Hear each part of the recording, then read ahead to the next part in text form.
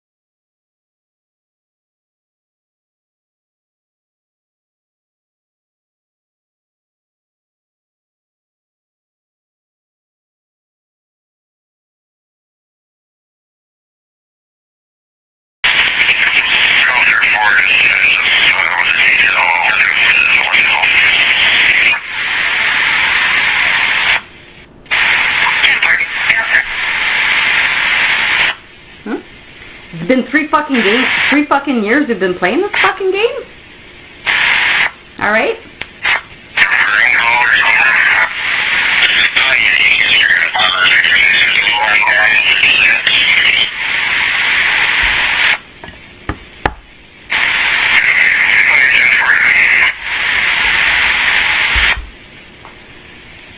Hey?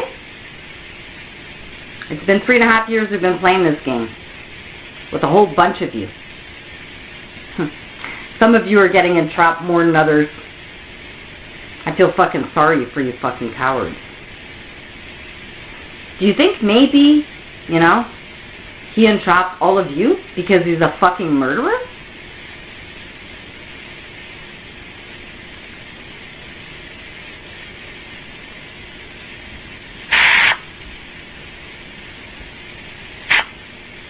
Right? So what are you guys going to do about it?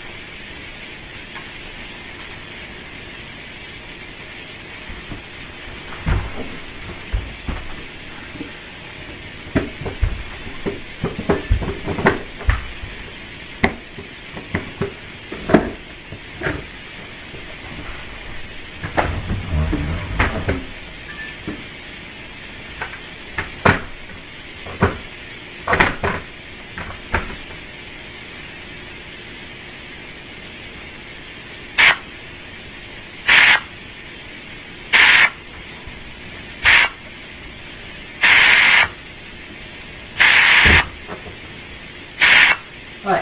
You think it's funny?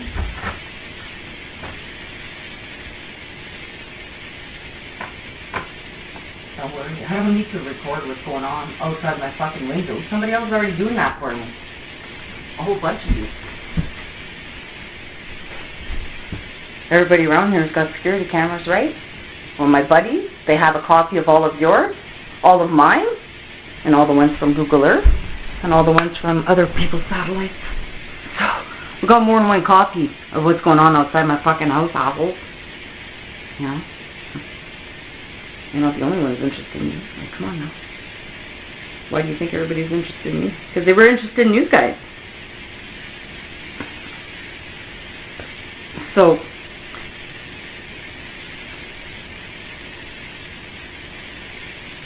and a whole bunch of fucking corrupt fucking Nazis.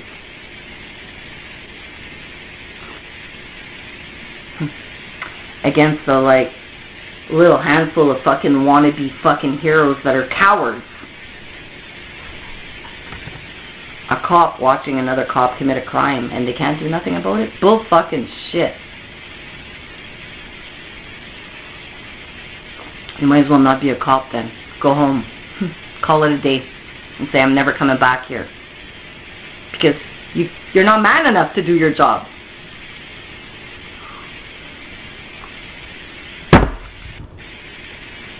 Because the government pays them $22 million a year to be blood-dealing fucking pedophiles.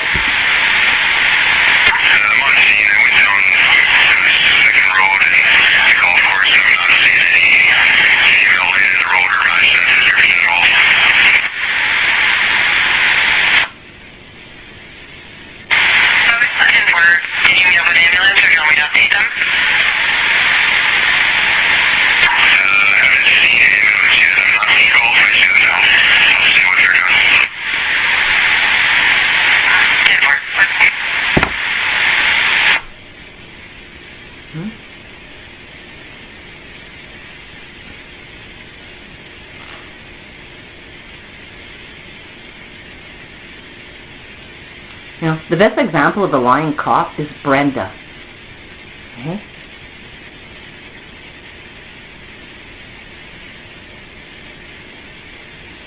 And she lied right to my face and said, Trusty, we have no cop that's named Trusty here. Yeah, you do. No. Yeah, my neighbor, he became a police officer. No, he didn't. Like 2 days later over the scanner. Okay? Sergeant Trusty. Okay? The fucking detachment she works at. So if a cop could fucking lie to my face right like that, and I have it recorded, and Lori Lalonde could lie like that about me, and CAS could lie like that about me, and Luke could lie like that about me. You guys really fucking think you're getting away with that? Like as if you guys did nothing wrong? First of all, you're not getting away with that. Second of all, you're not getting away with protecting a fucking pedophile. Third of all, you're not getting away with protecting a fucking serial killer.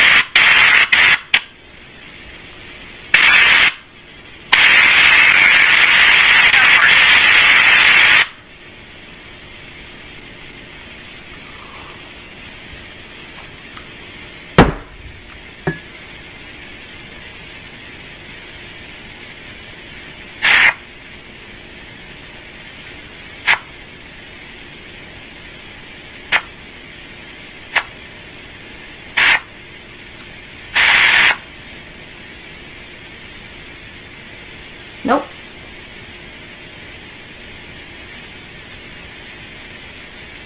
So, how is Larry going to get out of this one? Hey?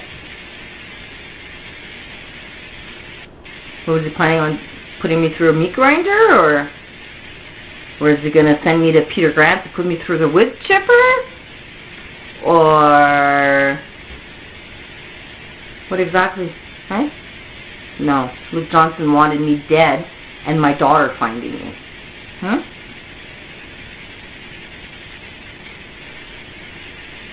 Right, Luke? He wants to really severely fucking damage my daughter. Even more than what he already has. He doesn't give a fucking shit about that kid.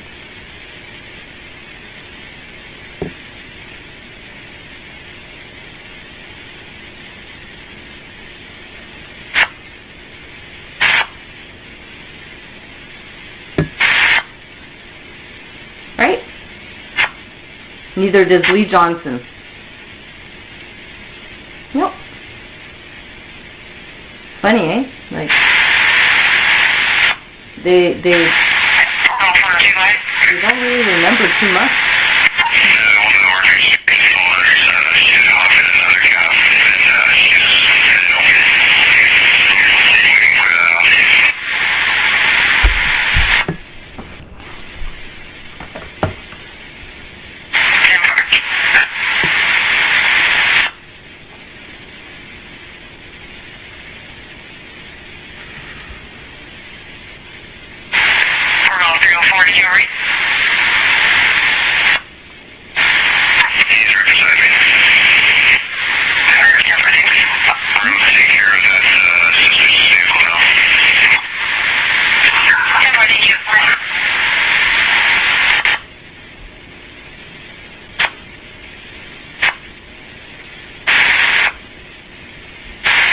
What?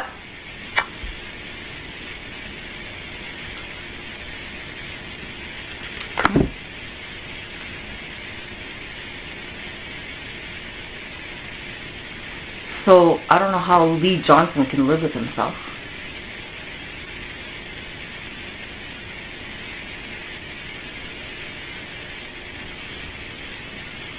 But who do you think is the smarter psychopath?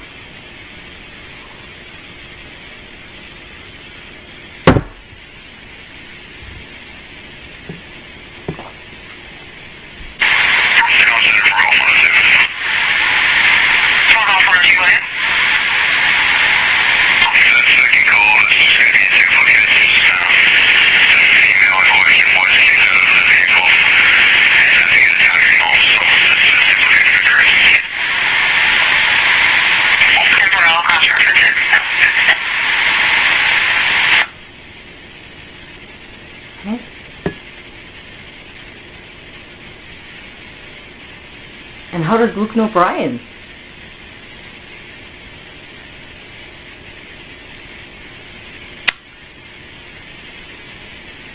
Okay. How does he know Carlisle? And when you look like Santa, you're pretty hard to forget. So when you see a picture of, "Hi, I'm Mr. Dispatcher," yeah, that's you. Right? He thinks he's some kind of a fucking DJ.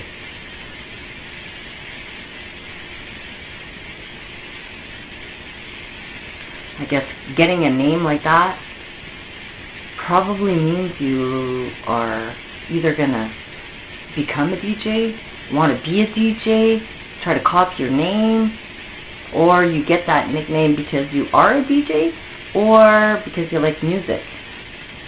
Hey? And so that's just simple deduction. So when somebody says, "This guy's a fucking pedophile," I don't forget it.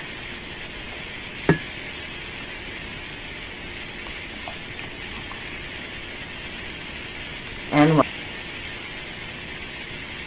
Like right over his fucking head, like a dark cloud.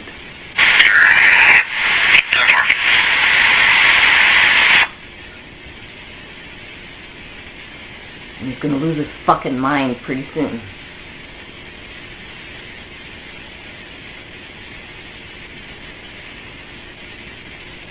Because he's such a fucking liar. He's gonna turn around and accuse everybody else of being a fucking liar. And he's gonna believe it to be true. You guys won't be able to defend yourselves.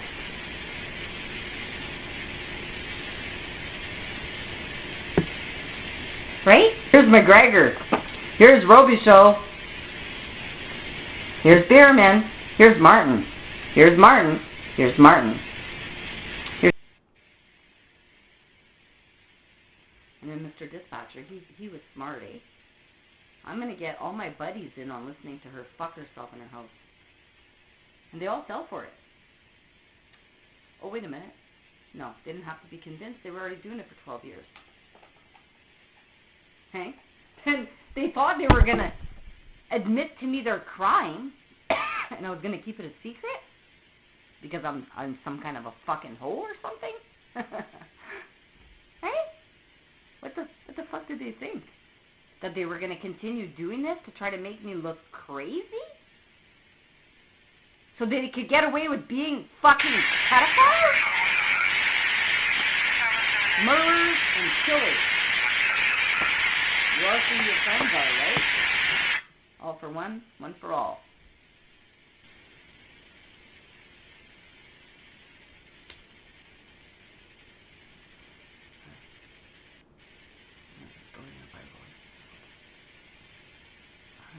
fucking foreskin. I need 100 fucking dickheads to build my ark.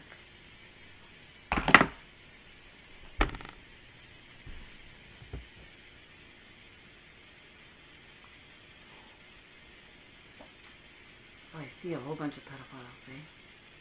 Trying to make me look crazy. And this started when?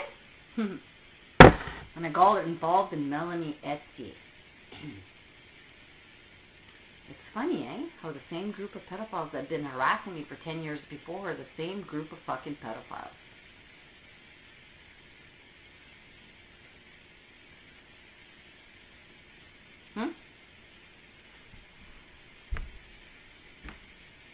Who are sending people to kill people.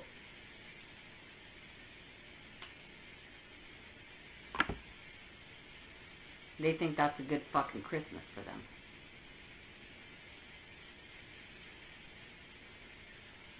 Right, Luke? Tammy must go to bed early, eh? The minute she's out the door, he's on this fucking crime.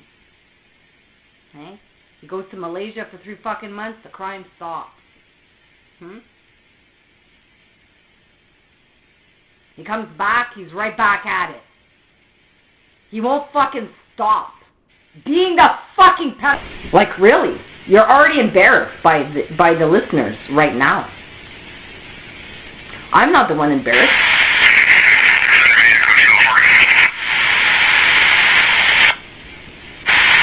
Alright, go 204, buddy.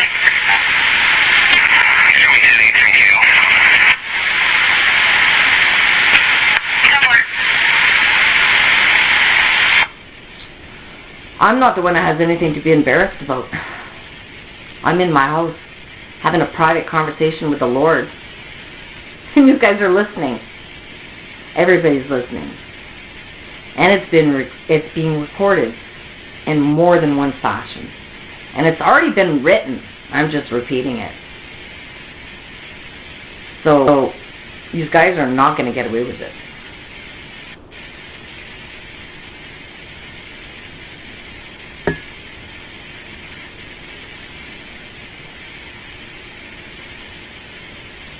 And with the amount of fucking police officers that have tried to play this fucking game with me, disgusts me to the very fucking core of me. To think even how many fucking women here are involved. I want to fucking puke all over Lori Lalonde. That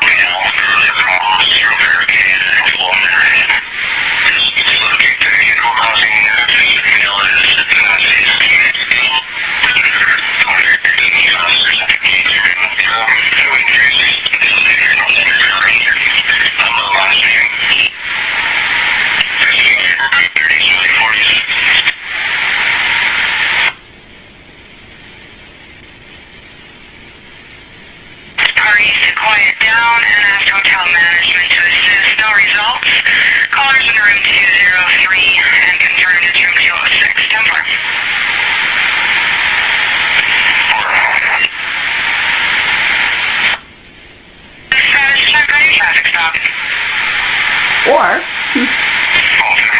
if either you guys do that, and it's pretty much come down to that. Or in other countries, we kick these guys all out. Which I think is a better idea. I think everybody says, what fucking Canadian here is trying to fucking stop what's going on here. Nobody. Everybody's just gonna fucking pay the double. So yeah, that's the game you're playing, guys. And you guys can laugh at me all you want, but yeah, it's either you take care of that and go beg other countries to be your friend, or, you know, your damage is going to be so far gone. And other countries there, they're going to make public examples out of these guys. They're watching Tom Carrick there. Oh look, he just dropped 3 turds. You know, he's healthy today. Oh look, he's going for his bike ride. Oh, look at that. He's listening to this song right now as he's biking. Look at him. There he is. Hey? Wow, he feels safe, fuck. Doesn't even have a fucking bulletproof vest. He's a commissioner, fucking driving his bike around like that. He must be pretty confident that his fucking brothers have his back. Must be nice to feel safe around there.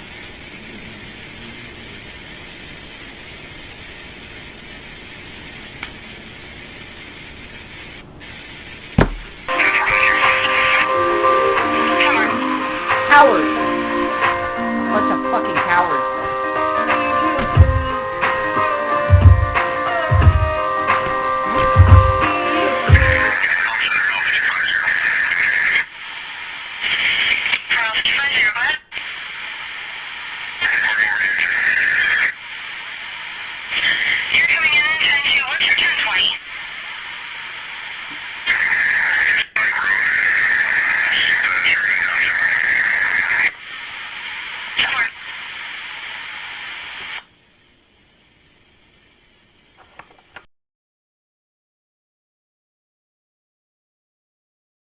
Wife is drunk and causing a scene. Complaint is trying to keep his distance from her. She's on conditions. Not exactly sure what that means. Wife is going to be Megan Taylor White, 22 years of age. Megan is known to be aggressive. Callers in the garage. Megan is in the house. No weapons. 10-4. Harry.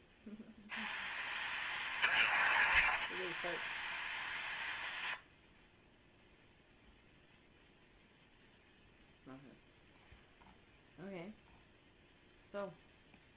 For more mundane reasons. Some awards are given to all who participated in a certain conflict, regardless of capacity, or are given to those who have served in a specific field for a set length of time. Medals are often a visible resume of the wearer, creating a quick reference to the wearer's record. Additionally, not all who are weighed down with a chest full of hardware are faking their record for public adoration. Some actually had to earn their awards the hard way. Soviet military leader Georgy Zhukov is one of the most decorated figures in history. During his expansive career, he led the forces of the Soviet Union against Nazi Germany and racked up a sizable collection of honors. These include, but are not limited to, Hero of the Soviet Union 4 times, one of only 2 men to ever achieve such a feat, the Order of Victory on 2 separate occasions, the Order of Lenin 6 times, Order of the Red Banner 3 times, as well as a host of other Soviet awards. In addition, he was given scores of foreign awards, including Chief Commander of the Legion of Merit from the United States, the Croix de Guerre from France, made an honorary Knight Grand Cross of the Order of Bath from the UK, named an honorary Italian partisan and given a Garibaldi Medal by Italy, as well as awards from other nations such as Mongolia, Poland, China, and Bulgaria. When a commander conquers the enemy's capital in the largest conflict in world history, such honors are to be expected. Not to be outdone, however, was Soviet Premier Leonid Brezhnev, who was also known to sport a chest full of medals for his service during the Great Patriotic War. History would record Brezhnev as a political officer in the southern front of the conflict, who saw limited combat and whose military contributions to victory are limited at best. This did not stop him from matching Marshal Zhukov as Hero of the Soviet Union 4 times, which can be seen here displayed on the left side of his chest. He also felt entitled to other awards, including 6 Orders of Lenin, 2 Orders of the October Revolution, and 3 awards marking him as a hero of socialist labor. He also gave himself the Victory Medal of World War II. This award is one of the rarest given by the Soviet Union. To earn it, the recipient must command at least an army group on one or more fronts during the war, whose actions lead to a favorable change in the fortunes of the Red Army. Due to the exacting nature of this criteria, only 20 men have earned the Order of Victory, including Marshal Zhukov, Joseph Stalin, a select few other Soviet commanders, and a handful of foreigners, such as Dwight Eisenhower and Bernard Montgomery. This did not stop Brezhnev from awarding one to himself in 1978, though this was revoked after his death. Always a generous leader, he also bestowed honors for conduct in the war to his son-in-law, Yuri Cherbanov. The fact that Cherbanov was 5 when the war broke out is besides the point. Some dictators did not stop at giving themselves medals, but other titles as well. Ugandan dictator.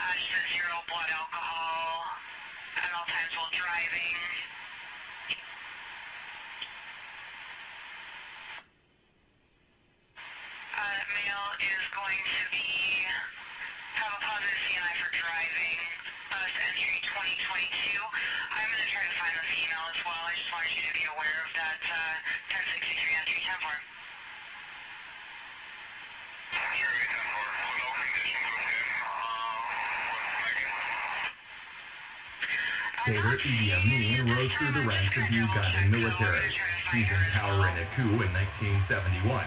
From that point on, he ruled Uganda with an iron fist, quelling any dissent against his increasingly erratic rule. During this time, he bestowed on himself many titles and awards that he didn't actually win.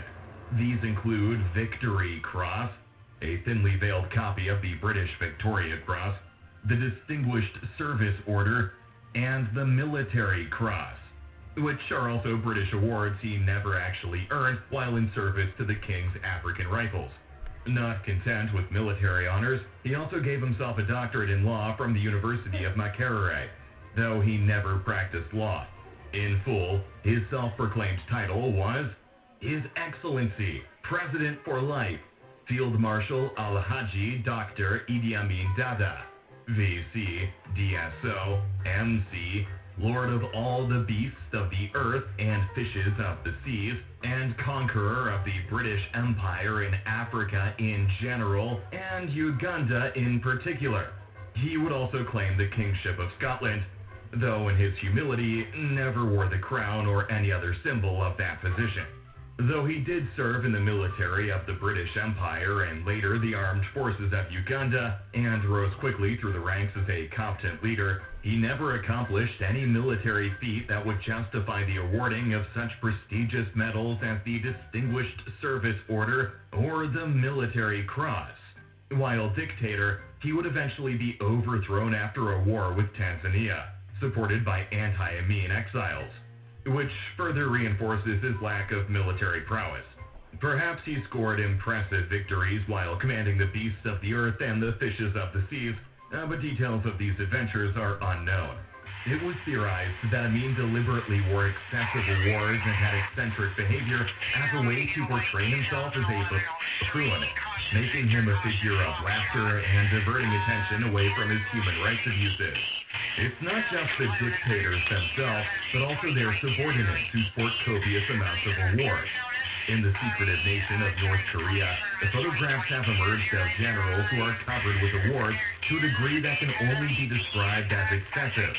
These photos show row upon row of awards, reaching down past their torsos and onto their legs and sleeves. The images went viral, eliciting jeers from the wider public, with one commenter stating that should war break out, guns and bombs would not be needed, as a simple large magnet would be enough to neutralize all of North Korea's high command. Further research revealed that although comedic, these images were in fact altered to make the generals appear to have more medals and awards than they actually do. In reality, the generals only sported medals and awards on their jackets, not on their legs or sleeves. This still raises the question as to how a nation's military officers can be so highly decorated, even though North Korea has not been at war since the 1950s. aside from a few minor border skirmishes with their southern neighbors. Many awards are given not only for combat, but also meritorious service, efficiency, and professionalism while performing one's duties, excelling in the field of labor or agriculture, and awards commemorating certain events, such as the founding of the Democratic People's Republic of Korea. There are also reports that a medal is given for excelling at fishing, though this may not be accurate. Another clue to the exaggerated medal count can be found in the collectivist nature of North Korean society. Because of the secretive nature of North Korea, it is difficult to confirm, but many sources indicate the presence of a rule of 3 generations. This means that both awards and punishments are handed down over the course of 3 successive generations, as a way to crack down on individuality. As a result, men currently serving in North Korea's military are allowed to wear the commendations and awards of their fathers and grandfathers, who may have participated in the Korean War, which lasted from 1951 to 1953. So, if a general's father was a war hero, he himself would be allowed to cosplay as one. On the downside, should an ancestor shame himself or annoy a member of the Kim family, the punishment would likewise carry down 3 generations.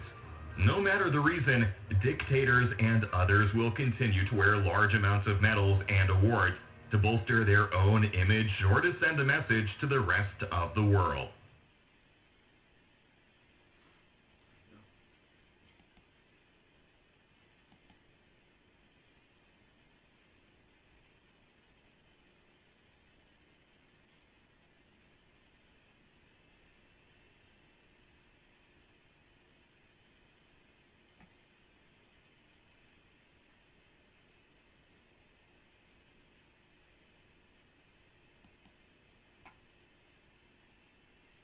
If you are a man, Winston, you are the last man. Your kind is extinct. We are the inheritors. In George Orwell's 1984, humanity has taken a drastic and almost total slide into totalitarianism. Man is now governed by 3 ideologically identical superstates. In the novel 1984, we follow the life of Winston Smith. Today, however, we'll discuss the world building and the lore of the dystopian alternate history. However, we can't ignore Winston totally. He's the conduit in which information is passed to us, the reader. It's through his eyes that we experience 1984's London, and I say this importantly because one of the novel's key themes is death of the past and control of reality. The party uses censorship and propaganda to an almost unimaginable degree. We can't be sure whether everything Winston learns is true or only a fraction of it. Perhaps ironically, the history we can be most certain of is still made fuzzy by time. It's the history told by those old enough to remember the pre-revolutionary era. Human history in Orwell's universe matched, or was at least very similar to ours until the early to mid-20th century. It seems like Earth still saw 2 major world wars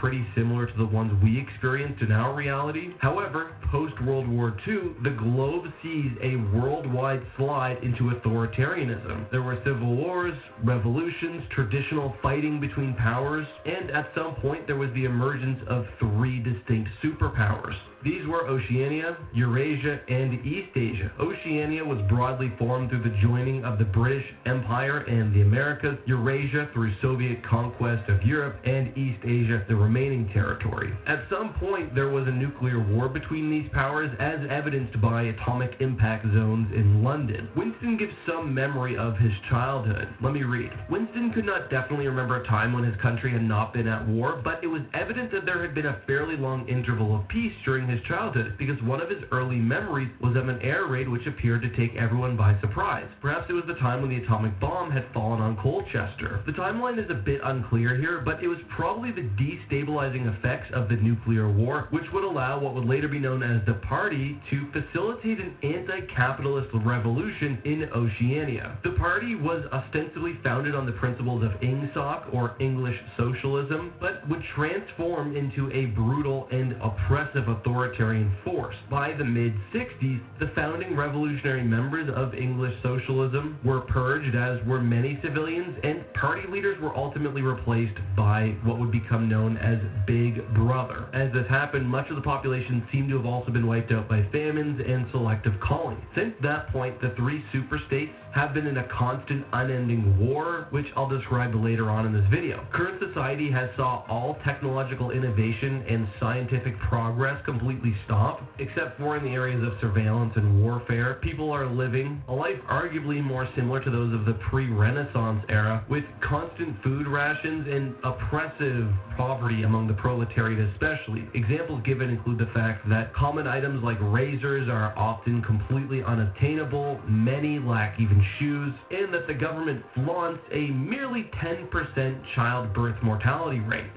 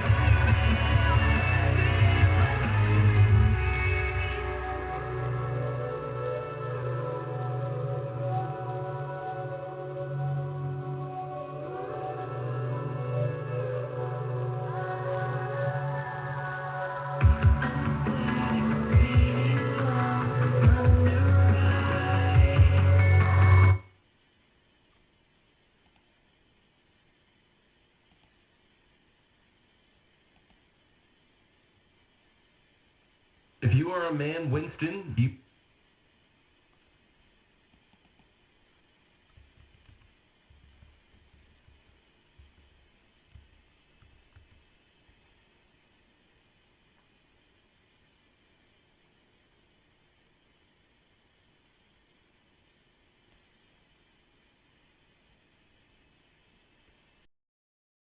nuclear plant and how Russia might be setting up a trap for Ukraine. We'll dig deeper into this interview soon. Prigozhin put out a statement after a long break, and the most shocking thing he said was that people will soon see Wagner's future victories at the front. I thought Wagner was done fighting for Ukraine. Additionally, the Russian economy continues to crash as the ruble just hit a new low. There are also reports about an American dying in the recent Russian missile attack on a pizzeria in Ukraine. This one probably hit close to home for many, so let's go over that and many more in today's video. But first, here's a wholesome clip to cheer you guys up during the weekend. A Ukrainian girl's father, who is currently serving in the Ukrainian Armed Forces, unexpectedly appeared at her high school graduation.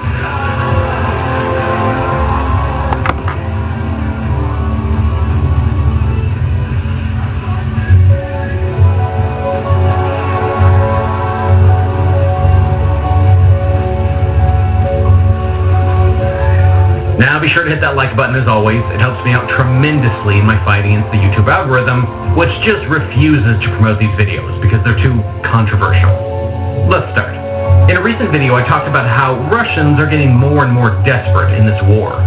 Last Tuesday, the Russian army launched 2 missile attacks on the city of Kramatorsk in the Donetsk region.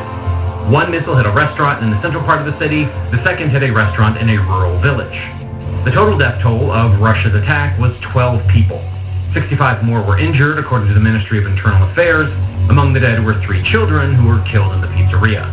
We recently learned that an American soldier, a former Marine named Ian Frank Tortacini, was at a pizzeria in Kramatorsk on June 27th when it was hit by a Russian missile. Unfortunately, he did not survive. We have news about another passing to share with you tonight. A Marine Corps veteran from Saudi has died while fighting for Ukraine. Ian Frank Tortacini grew up in Lake Forest. He volunteered to join Ukraine's International Legion just 15 months ago, spending much of his time on the front lines defending the country against the Russian invasion. His family says he was on leave this week and was eating in a restaurant when a Russian missile targeted that civilian area. It destroyed the building. 11 people, including Tortacini, died. 60 others were wounded. Tortacini's father posted on Facebook, quote, "Please respect his memory and his honor. We are beyond crushed." Recently, Ukraine's President Zelensky gave an interview with Spanish media. There, we learned a lot of new insights. Let's go over that first.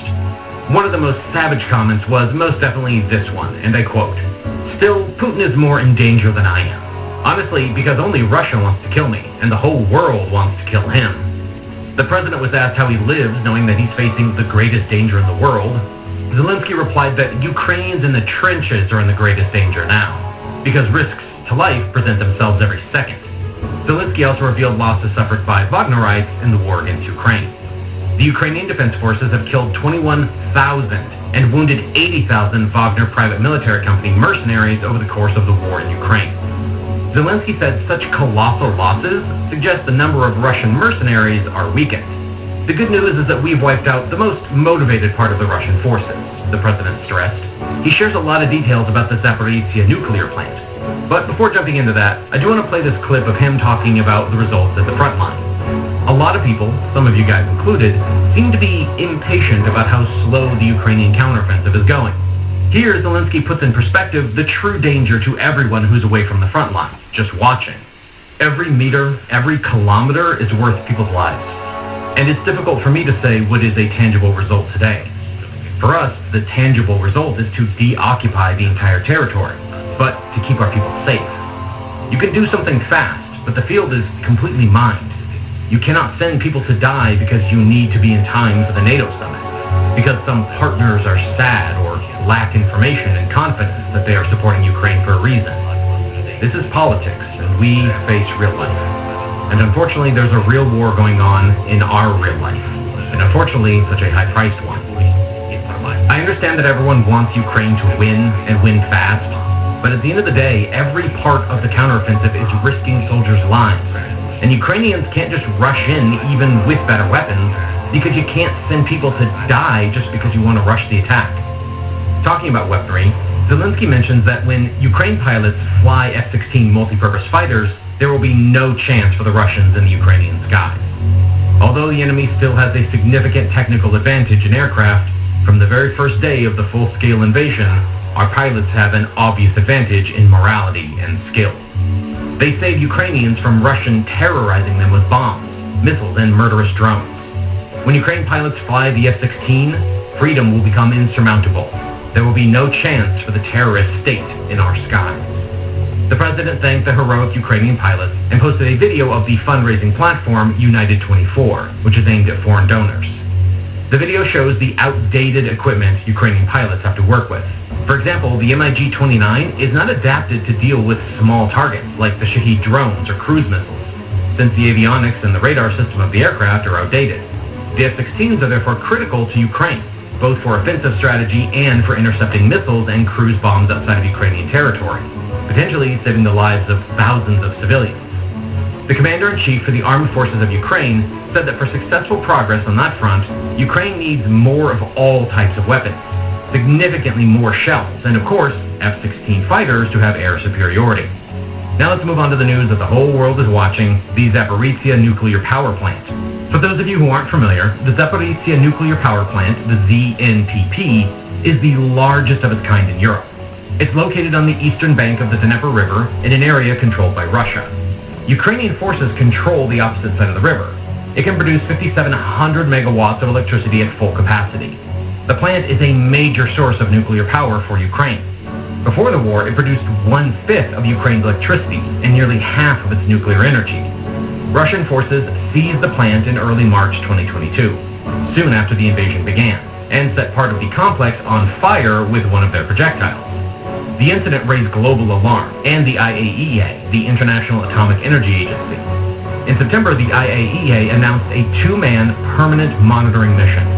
Russian forces control the plant, but it is staffed and managed mostly by Ukrainians, who have maintained operations under difficult conditions. Russia and Ukraine have accused each other of attacking the site, trading blame for shelling that damaged parts of the facility. Zelensky has called for the IAEA to take permanent control of the plant, but Russia has rejected calls, including from the United Nations, to create a demilitarized zone there. This week, Ukraine's chief of military intelligence said Russia had now completed preparation to potentially sabotage the plant if they choose. He told the New Statesman magazine that Russian troops had triggered the station's cooling column with explosives, which, if destroyed, could lead to the reactors melting down. He also said that Russia had moved explosive-laden vehicles into 4 of the plant's 6 power units. Ukrainian President Vladimir Zelensky reiterated the warning on Saturday at a press conference, saying there is a serious threat and that Russia is technically ready to provoke a local explosion at the station that could cause a radiation leak. They're looking for the format and the moment of blowing up the ZNPP. We know for sure that the moment was considered one of the plans for later, when the plant is handed over to Ukraine to remotely blow it up for emission of hazardous chemicals. When we get to the station, the IAEA should check everything clearly in detail and warn Russia that we know about your alleged plans and they are dangerous for the world. If the ZNPP loses energy, the consequences will be somewhere between what happened in Chernobyl and what happened in Fukushima, Japan. Winds are the key factor. Radiation could spread over 2 million square kilometers, which would create an exclusion zone of 30,000 square kilometers, and could potentially affect all countries in the region. 2 million Ukrainians would need to be immediately resettled. An incident at the ZNPP would make the Dnipro River unusable for 200 years, and the Black Sea would be affected. Recent reports suggest that Russia is decreasing the number of personnel at Zaporizhzhia nuclear power plant. Reportedly, Russian personnel have been instructed to leave the plant by the 5th of July, as well as the military personnel in the plant. Ukrainians have taken this as a sign that Russia is planning something at the plant. The prospect of a nuclear accident holds particular resonance in Ukraine, the site of the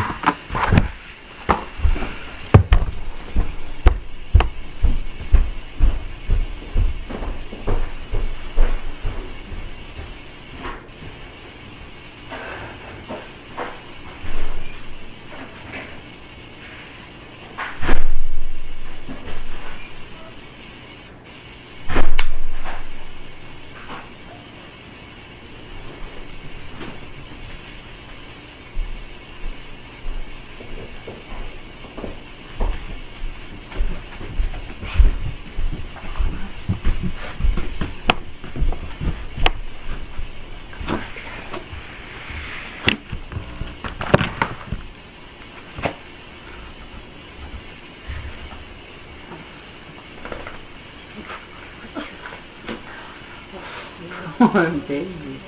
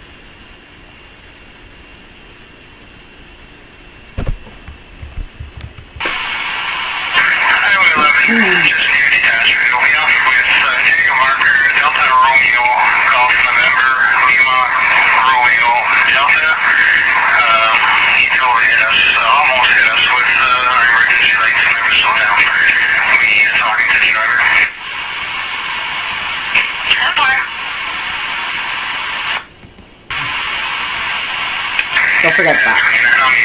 You're not going to be playing games with fucking loser judges like my youth. Getting their fucking freaking off his dick for Kamala. 1061 was the last entry from August 2008 for violence, no convictions. That's 27. Status licensed. No restrictions crossed off at Brampton.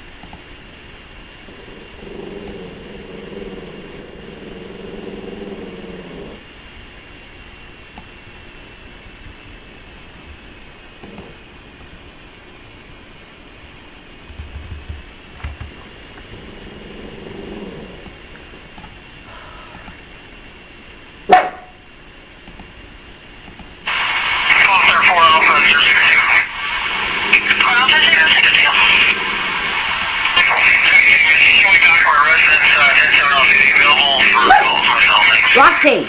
Cat bar, good night.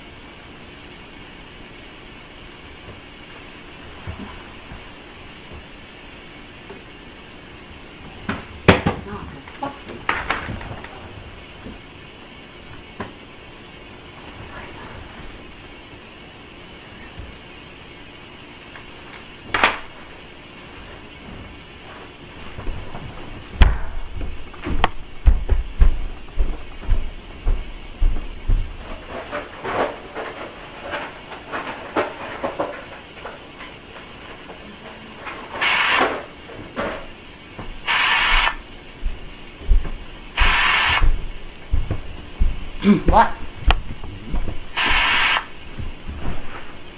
Want a cookie?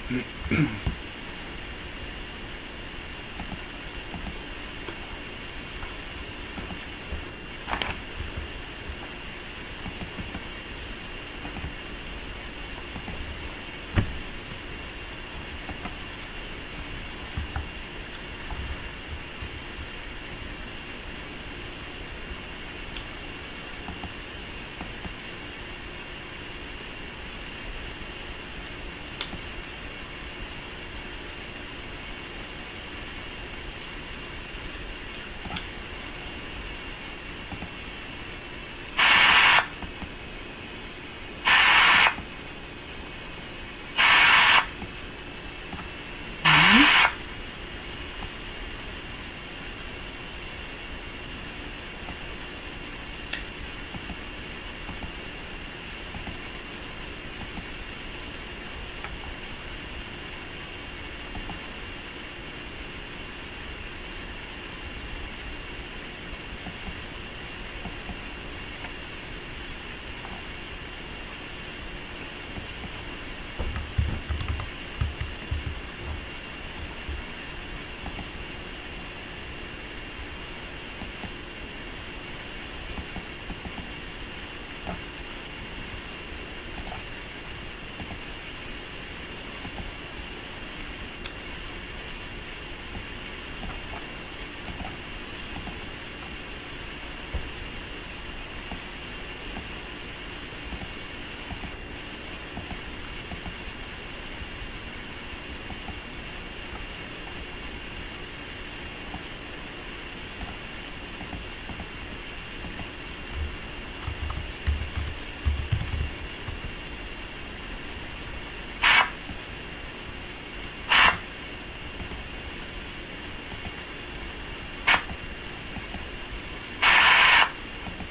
It's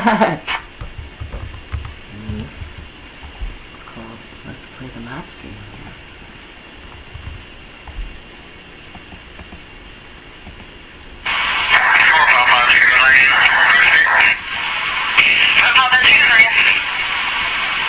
We delete from the vehicle stop, and we also delete from the MVC the air quality that is at the scene.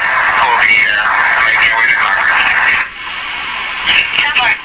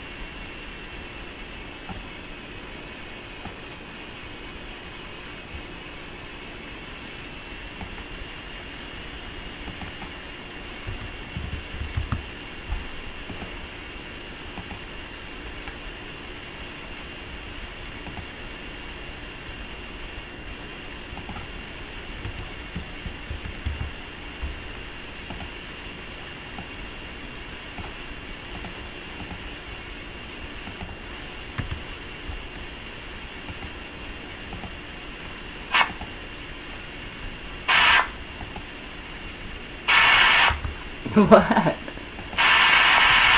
You laughing at me?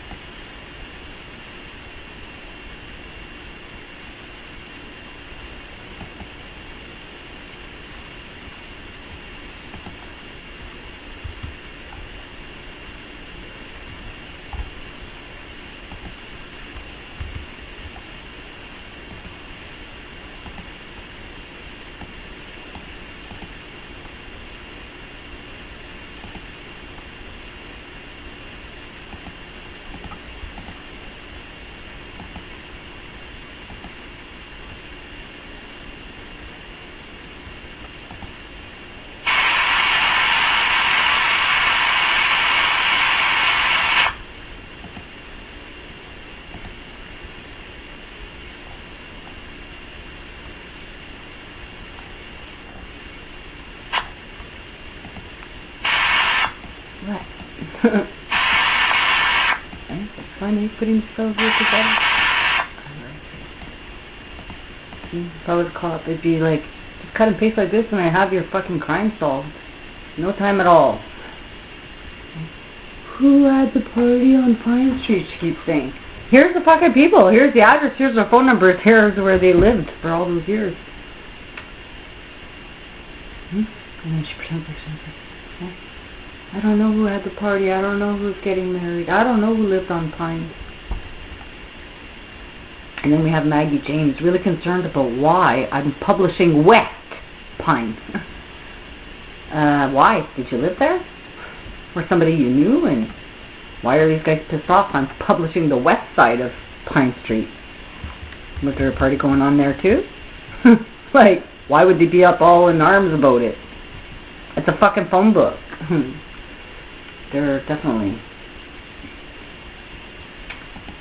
scared of the truth. There's nothing I could do about that. The truth is the truth. They hate me for it. Out of my hands.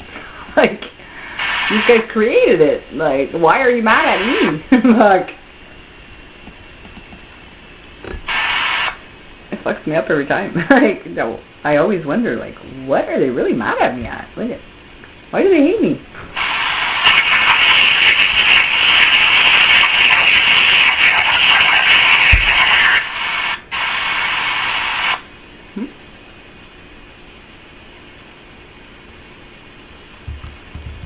Does Ryan come from here? Where does he come from? I'm gonna have to do my research on him. I think I did research on him before, and he came from down south, and he went to Kirkland Lake, right? Because I'm pretty sure he was my pit bull at first. I'm pretty sure I had narrowed it down there.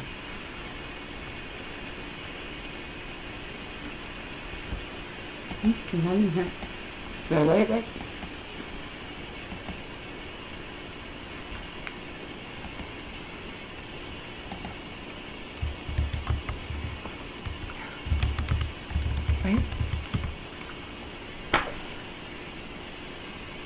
You guys get a notification when I Google you?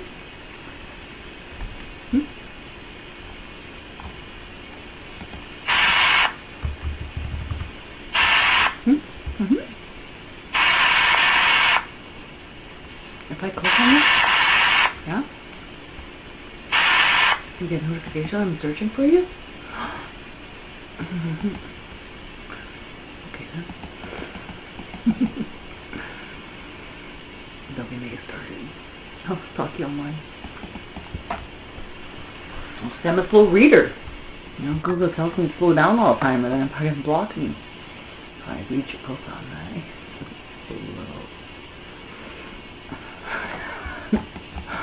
I keep going back. I'm not done reading it.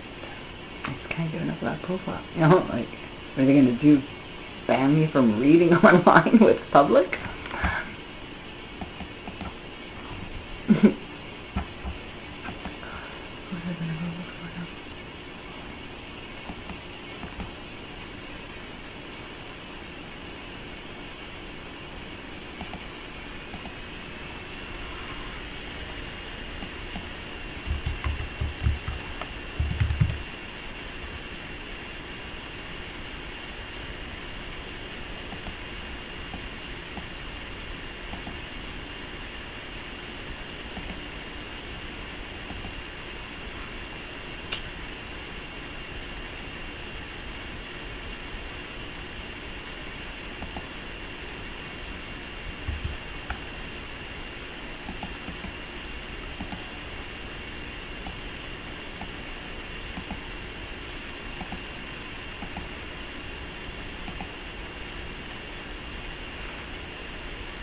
Almost there.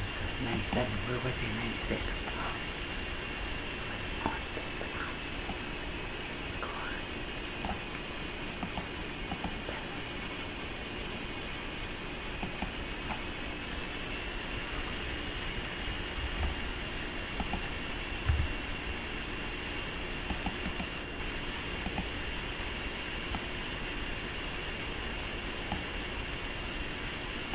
Give you a different color.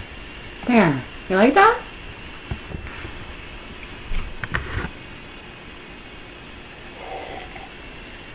Baby blue.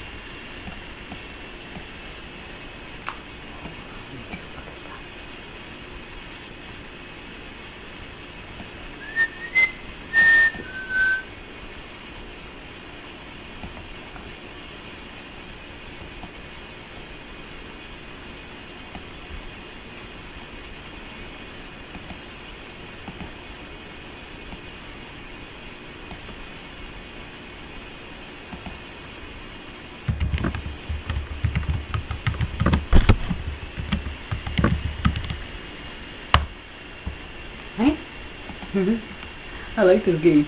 You? No? Not so much anymore? Chernobyl disaster that led to the evacuation of hundreds of thousands of residents.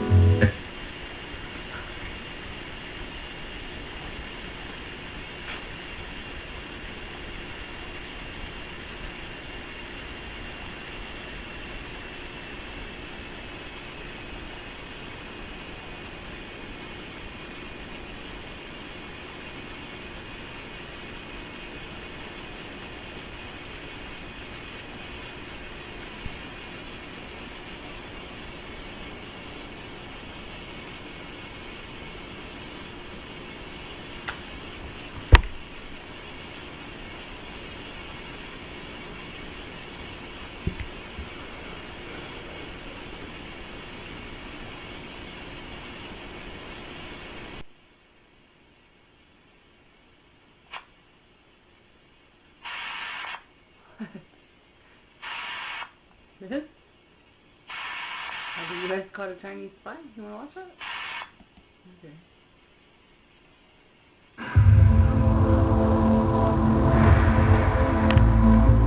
There's a new inmate at the federal prison in Otisville, New York. A 42-year-old convicted Chinese spy named Xu Yanjun. In October 2021, Xu sat across a federal courtroom in Cincinnati from another career spy, a retired CIA officer named Jim Olsen, who was testifying for the U.S. government. When I looked at Hugh in the court, it crossed my mind. He and I are alike. We both were serving our country. Honorably, we thought. We both were schooled in tradecraft. But there's a big difference between the two of us. What's that? You got caught, and I didn't. The story of how Olsen and Xu came to face each other is a tale of modern espionage. It's a saga that revealed Xu was just a small piece in what U.S. officials say is a vast enterprise orchestrated from Beijing with one goal in mind. China ultimately wants to surpass the U.S. as the dominant global superpower. In this global shadow war, it can be difficult to tell just who has the upper hand. But the story of Xu Yanjun demonstrates just how this game is played today. And it's a game with millions of American jobs on the line. What's the way for the United States to win this espionage war? We have to be more aggressive. We have to wake up. What torments me is that we haven't caught them all.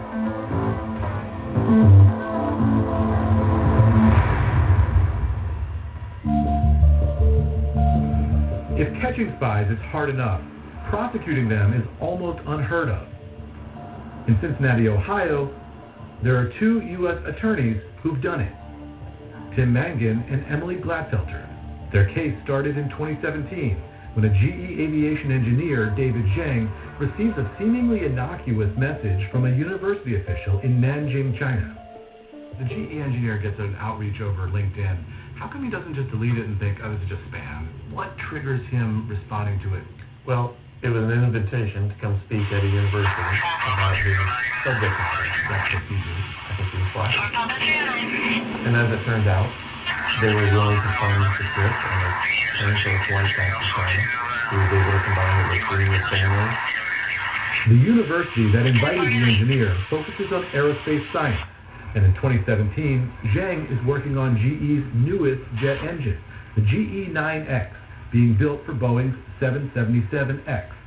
The GE engineer was one of less than 10 people on a team regarding this technology that they were working on. What was it that the Chinese were trying to get here?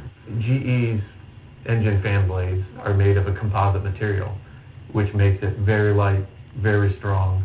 That gives it a tremendous advantage over competitors with respect to weight, fuel efficiency, and so forth. Other competitors have tried to develop this on their own, and some are getting close, but as far as engines that are up in the air right now, the only ones with a composite fan blade and a fan blade case are from GE. David Zhang declined our interview request. The prosecutors say that when he visits the university in Nanjing in June 2017, he's being assessed. During his trip, Zhang is introduced to a man who claims to be part of a local science and tech association. The alias he uses is Chu Wei, but it's Xu Yanjun, who works for the Ministry of State Security. It's essentially the main intelligence operation within the Republic of China. Xu Yanjun is a spy at the Ministry of State Security, or MSS. In the spring of 2017, Xu is 36 years old and a mid-level officer in one of its provincial bureaus. He attempts to recruit the GE engineer as an agent using techniques known as tradecraft. Jim Olsen is a former chief of counterintelligence at the CIA. You have to pretend to be someone else. That's your cover. A decorated spy who was undercover in Paris, Vienna, and Moscow, Olsen made the difficult decision to come in from the coast to teach the country's next generation of intelligence officers at the Bush School at Texas A&M University. As the prosecutor's expert witness on tradecraft, Olsen says Xu Yanjun's wooing of the GE engineer was textbook. In LinkedIn, you're soliciting responses from prospective employers. And what the Chinese do is they respond. And they do it under the guise of something that's innocent sounding. Would you be available to come to China at our expense to do a guest lecture. The above board is unclassified, all expenses paid. They wine them and dine them. They flatter them. So far, none of that sounds like spying. That sounds like networking. It's spying from the Chinese standpoint because they're sizing this person up. They've got designs on that person. They're not satisfied with an unclassified lecture. They want to get their hands on the goods. They want to get into the classified realm, into the trade secret realm. Prosecutors say that while the GE engineer tells his bosses he's going to visit his family, he leaves out one crucial bit, which is against company policy. He went on the trip and didn't tell the bosses that he was going to give this presentation. And that's what initially we were investigating. GE and law enforcement discovered the engineer had taken company material to China to help him prepare for the presentation. The material is so sensitive that you need a license to take it out of the country. After the FBI confronts him in GE's offices, the employee begins to cooperate. So what the FBI does is they take control of the operation. They begin to respond as the employee to the emails and the phone calls that are coming in from the Chinese side. And it is a classic double agent operation. The FBI uses the GE engineer to connect with the man he met in China. Xu, sitting over in China, is encouraged because the communications that are coming back from the FBI, posing as the employee, are encouraging. So Xu thinks the GE engineer is a spy for China. He's moving in that direction.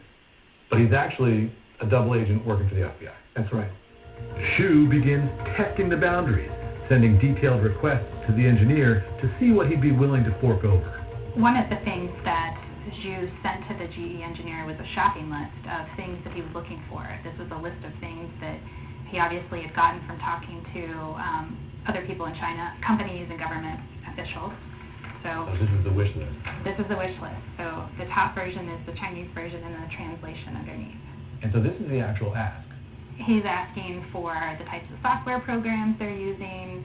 He's asking design and structure questions about the composite material for fans and the fan casing. Was there a moment where you said, you know, we're over the hump here, we have plenty of evidence, we're going to be able to prosecute this case? To me, it was the request for the laptop directory. A laptop directory would list all the files that the engineer had access to, files filled with GE's proprietary information and possibly the secret sauce for its engine blades. He attaches instructions on exactly how. So here's how you do it. Yes. Step 1, create a notepad document. Step 2, open it and entering the following content. So he's giving him literally step-by-step instructions on how to send him GE information. Yeah, and this is the type of document that should make U.S. companies nervous. This is exactly the steps that you go through if you want to copy your company computer and give it to China. China is one of the world's biggest markets for new commercial aircraft, and it's relied on Boeing and Airbus for most of its airplanes. The country has a commercial airplane manufacturer, COMAC, but it hasn't exactly done well. The Chinese have, since the late 70s, tried to develop their own aircraft, first on their own and then in collaboration with Western companies. Almost all of those have failed. Scott Kennedy of the Center for Strategic and International Studies has been researching China since he was a college student there 35 years ago. The C919, which is supposed to compete with Boeing 737, everything that's in that plane that keeps it in the air is American or European. So explain, if you could, how this Chinese spy, Xu Yanjun, stealing this piece of technology from GE Aviation, fit into the larger goal of what China's trying to do. The Chinese have been trying to develop engine technology on their own. There have been people in China who have been looking for alternative means, so to speak, to obtain this technology that they couldn't develop regularly and legitimately. And those are the spies? Yes.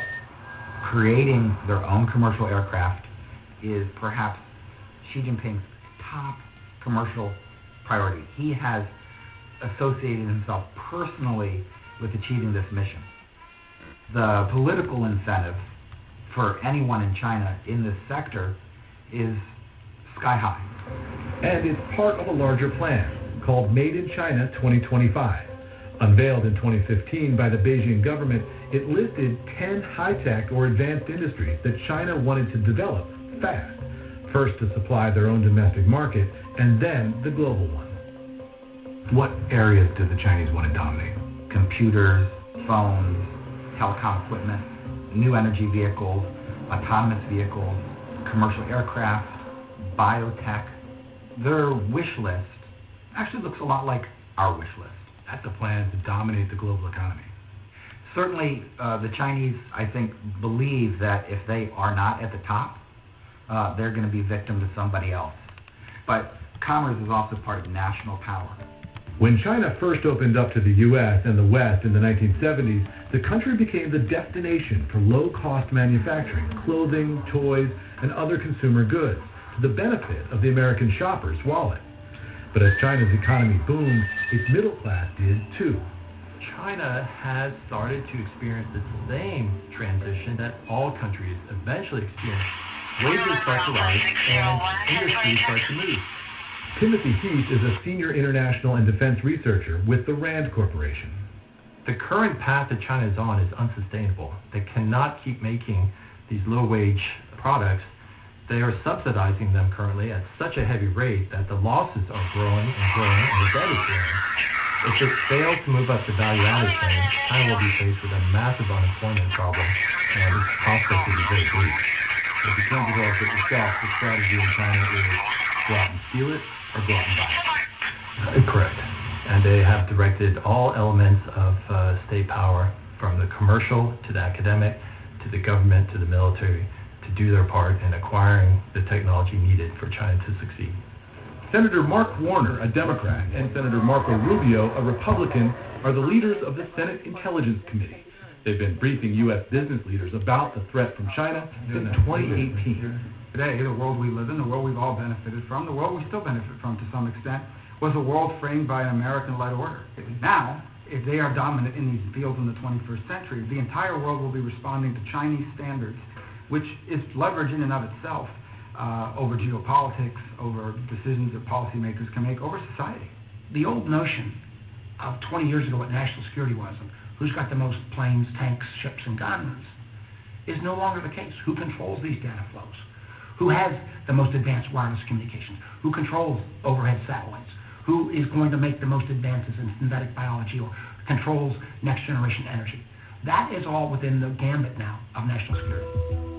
And for some, like Xu Yanjun, it may mean taking enormous risks to obtain that tech. The FBI sends Xu a doctored laptop directory through the GE employee. And what did Xu say when he got the document? Things changed pretty dramatically in a few different respects. One, Xu reached out and actually tried to call him on the phone, which he had not done prior to this. Secondly, he was much more interested in meeting again with our GE employee. Xu's sitting over there, and he thinks, this is terrific. This is going to be a promotion.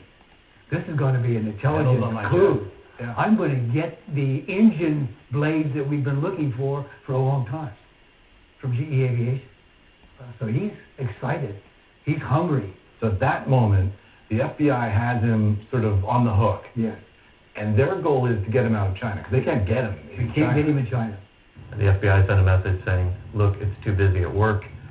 Things are too crazy. I just can't get back to China right now. They're sending me to Europe to do some work. And that's when you're planting the seed in Xu's head that he needs to come out and go to Europe. Yes. And initially he didn't bite, but when he sent the request for the directory and we sent the directory back, suddenly Europe was on the table. There was some negotiation over where the GE engineer would meet with Mr. Xu, and they finally settled on Belgium. At the meet, the engineer is to bring his GE laptop, which Xu will copy. But when Xu arrives at the designated location in Brussels, he's arrested, along with an associate.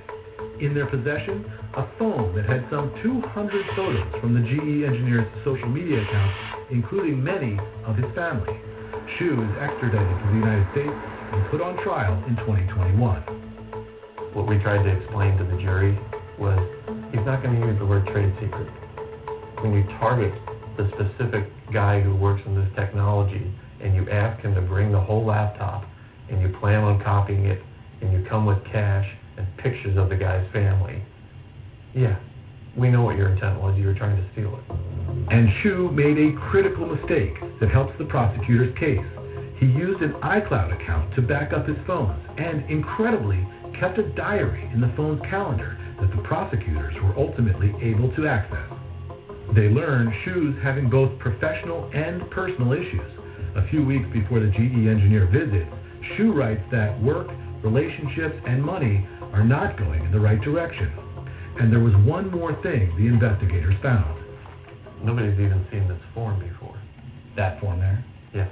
He had taken pictures of his cadre application with the Communist Party, walked through his work history from college into the MSS and all the different jobs that he had with the MSS until he rose to the position of Deputy Division Director. So this is literally the resume of a Chinese spy.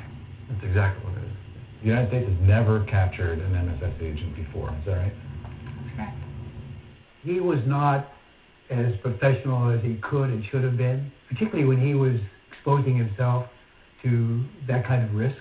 And what does that tell you? It tells me that he was so confident that he became reckless. Or was he just a lousy spy? I don't think he was a lousy spy because we believe that his targeting and his development was professional. And when the engineer went to China, he did a really good job of winning his confidence and playing him and moving him along in the right path. There was other electronic evidence as well, showing that Shu had targeted employees at Honeywell, Boeing, and Safran, French aviation companies that had a joint venture with GE. While prosecutors didn't allege Xu Yanjun had actually obtained GE's confidential information, he was convicted on 4 counts of attempted economic espionage and trade secret theft. In November of 2022, he was sentenced to 20 years in federal prison. Shu's attorney declined our interview request. The engineer, David Zhang, who Shu targeted, was fired by GE in early 2018.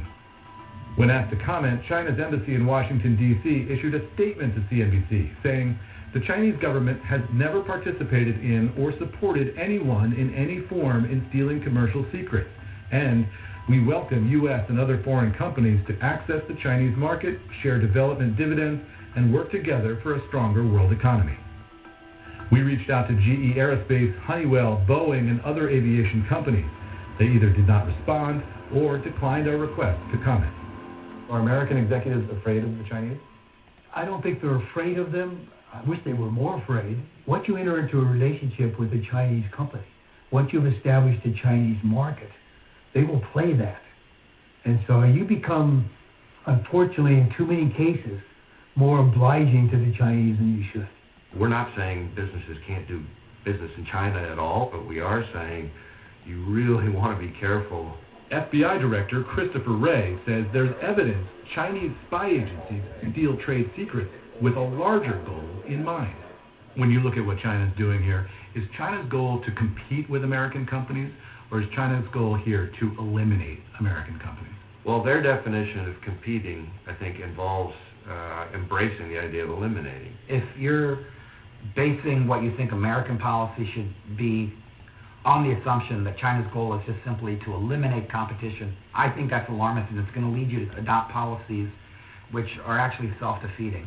And I think you can come up with a relatively nuanced, sophisticated, smart strategy that doesn't lead you just simply to say what we need is Fortress America. We are in essentially one of the generational challenges that we've experienced. Are you confident we can win it? Yes. Why? Ultimately, our values, our free market system, I think will prevail, but we need to not let our foot off the gas. What's the way for the United States to win this espionage war? We have to wake up. We have to have a partnership between corporate America and U.S. counterintelligence. What torments me, and it should torment every past or current counterintelligence officer in the United States, is that we haven't caught them all.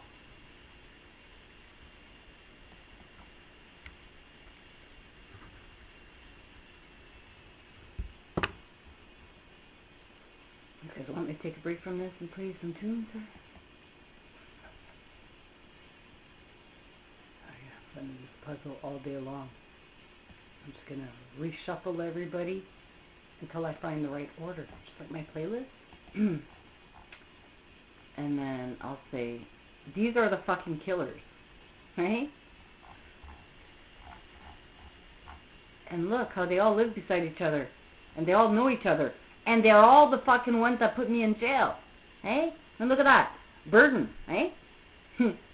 He lived right beside Brandt and Plummer and Johnson and Hopkins and Burton and Miller and Cicchini and Martel and Wright.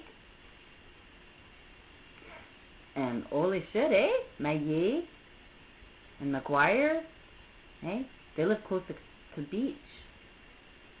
And wait a minute. Let's put Proctor back up here.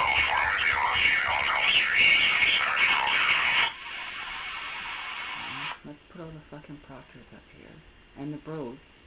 Can't forget them. And the Flunks. I'm going to shuffle them up. Not right now.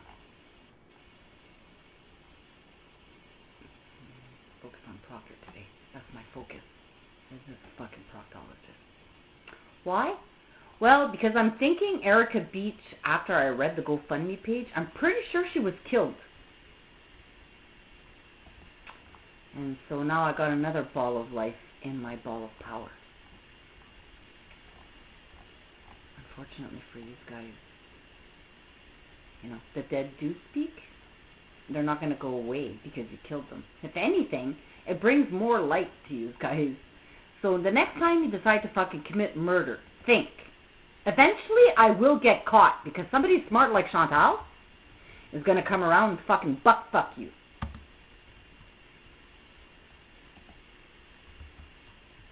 So any OPP officer that says they feel safe when they know damn well anybody who speaks in this case gets killed is either getting paid by the serial killer to shut the fuck up, which, if you can live with yourself, good for you, you're fucking going to hell.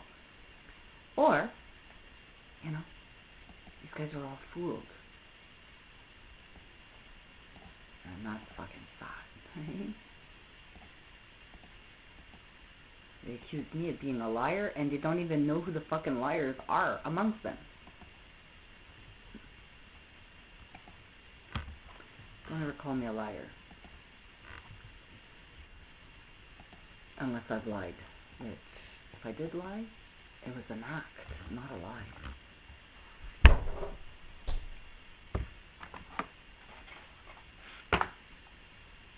Why would I lie to somebody?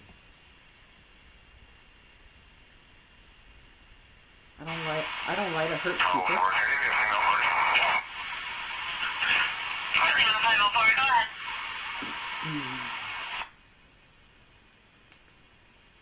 Lying to hide a bit of the truth for a better purpose? Nothing wrong with that. Lying about I have fucking cancer and that. It's different.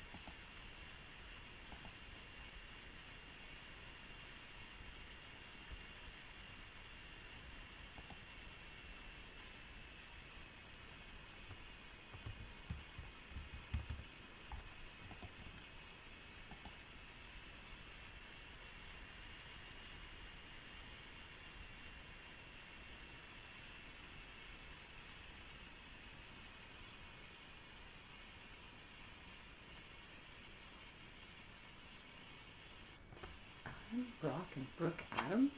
Is that such a thing? Is that why I'm getting mixed up? Is there? Hold on a second. Adam Brock. And there's a Brooks, right? That kid? His name? Brooks Adams. What the fuck, eh? That's why I'm getting mixed up, right? That's two different people? I'm gonna have to go check my list here. The one that came. Is that Adam Brock? No. He was blonde. So it was Brooks. Hmm? Adam Brooks?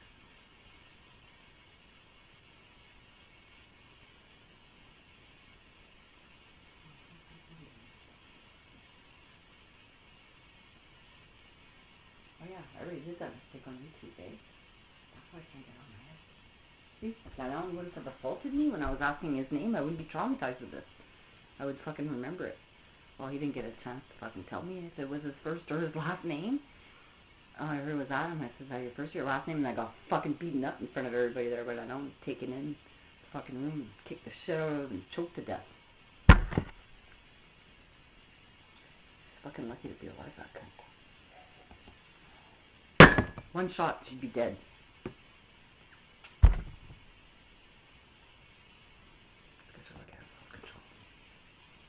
Considering my disability is like an extra level of self-control. So, you're welcome. Don't underestimate what I can't or can do to you.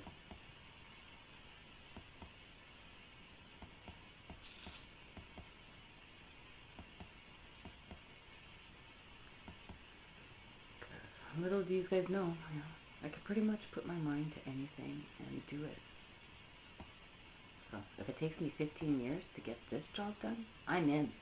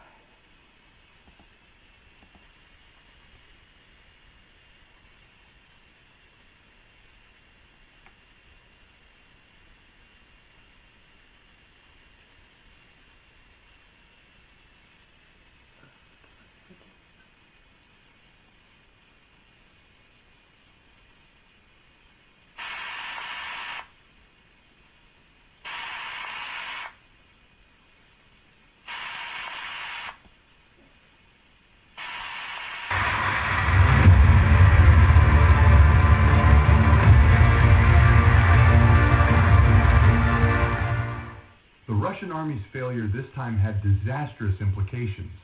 With the bridge destroyed, no assistance could reach Bakhmut. Even the modest amount of aid supplied to the soldiers was unable to reach its destination. With this victory, Ukraine has decimated the Russian army. Russian soldiers have begun to depart the Bakhmut headquarters. The Russian army, whose plans to approach Kiev have failed, is having a difficult time. Vladimir Putin is furious with soldiers who leave during missions. The entire globe has risen up in response to the plight of Russian servicemen. It is well known that Ukraine continuously controls the Bayraktars and the regions, and discovers the Russian army's vulnerabilities. During one of these periodic checks, Ukraine discovered supplies bound for the Bakhmut region. These cargo trucks, whose paths were totally decided by the Bayraktar's strict monitoring, were critical to Russia. Because if Russia has Bakhmut, it will be able to make enormous development because of Ukraine's robust fortifications. Russian forces who have been fighting for this region for a long time have yet to achieve success. Ukraine, which wants to completely destabilize the region, has prepared a massive effort to catch these transport trucks leaving Zaporizhia and halt the outgoing supplies. According to their plan, the Ukrainian army would blow up the bridge where the Russian force would pass, effectively blocking all escape routes. Despite the difficulties, Ukraine had not forgotten to deploy many explosives along the route. In the same way, incredibly strong bombs would destroy the bridge. When the Russian troops, who were on their way to deliver their cargo as normal, arrived at the bridge, they were taken aback by what they had witnessed as a result of the massive explosion. According to this cunning plan devised against the Russian army, if the armored vehicle was exploded in the first place, the entire road would be closed. The army, which tried to break out of this trap, saw that whichever way it turned, that side was blown up. As a result, the Russian army, which was besieged on all sides, was forced to surrender. While several men were killed here, the remaining forces had no choice but to surrender.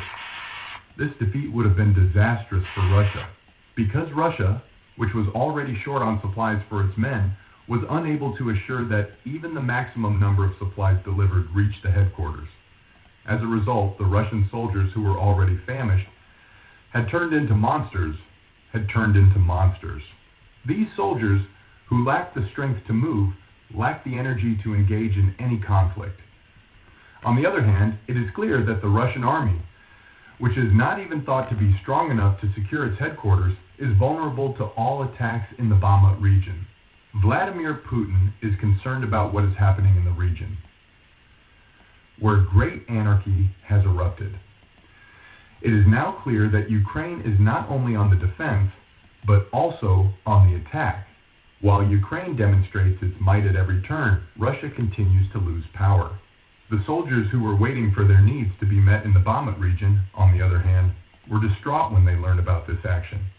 The soldiers, who had to pay for the government's irresponsibility in this way, responded strongly to the situation. Following that, the soldiers stationed at the Bakhmut region's headquarters began to flee one by one. Many Russian army men who did not want to perish in hunger and misery deserted the army. Some of the soldiers who clearly did not want to die at these headquarters, where cleanliness rules were also flouted, surrendered to Ukrainian troops stationed in the area. The Russian soldiers who called the Ukrainian army's "I want to live" line saw surrendering to the Ukrainian army as the only way out. It was discovered that a small percentage of soldiers in the Bakhmut region are recruits. Many of these troops do not want to die on the front lines because they are civilians who were coerced into fighting. As a result, the soldiers are attempting to flee the headquarters and preserve their lives at any cost. Soldiers who face death in any escape attempt are not hesitant to take this risk, because their presence in the headquarters already implies death. Following these events, it was announced that Bakhmut had been totally liberated from the occupation. It is well known that Bakhmut is a vital stop on the journey to Kiev, Ukraine's capital. If a country's capital is occupied, the country is termed entirely occupied. As a result, If the invasion of Kiev is successful, the Ukrainian resistance will be regarded entirely occupied with no meaning. However, the fact that Putin, who believes he will complete the invasion in a few weeks, has yet to get near to Kiev demonstrates Ukraine's formidable resistance. When delivering aid to Ukraine, the entire globe considers the importance of these fortifications. As a result, Ukraine, which has deployed cutting-edge security systems purchased with the assistance of Kiev and the surrounding provinces, continues to avoid passing through this territory. With the aid that has arrived in Ukraine, the Army's well-being has improved more than before. Soldiers can now concentrate on the conflict in a healthy and active manner. One explanation for this is because countries work hard to accommodate the demands of soldiers. Another explanation is that they cling to the conflict with all their strength since they are ahead in the war. Even dying at the front is considered an honor for these troops, who already have a strong desire to rescue their nation. Ukrainian warriors, who put their country first, are fighting in this conflict to safeguard their homeland with everything they have. Even though it was thought impossible for Ukraine to win at the start of the conflict, the soldiers who raced to the front without thinking for a second are now regarded as heroes for the wins they have achieved. The Ukrainian army, which has won praise from numerous countries, appears to be entering its heyday. The Russian army is expected to be unable to overshadow these triumphs. Because the Russian army is unable to meet its needs, not only due to Ukrainian army difficulties, but also due to their own country's financial inadequacy. The Russian army's dismal position is still being reported in the media. Despite protests from all over the world in reaction to the predicament of these soldiers, the Russian government has yet to respond. It is believed that this is not due to Russia's harsh policies, but rather to the fact that it no longer has any power. Russia is being betrayed one by its allies. The entire planet is connected in a level that has never been witnessed before in human history. Despite the fact that the outward face of this alliance is to defend the victimized Ukraine, there is another rationale behind this. This reason, which is seen as the most essential, is the efforts of countries that believe that world peace should be protected in order to avoid a probable war. It is expected that Putin, who would have increased his influence with the accession of Ukraine to Russian rule, will not stop there.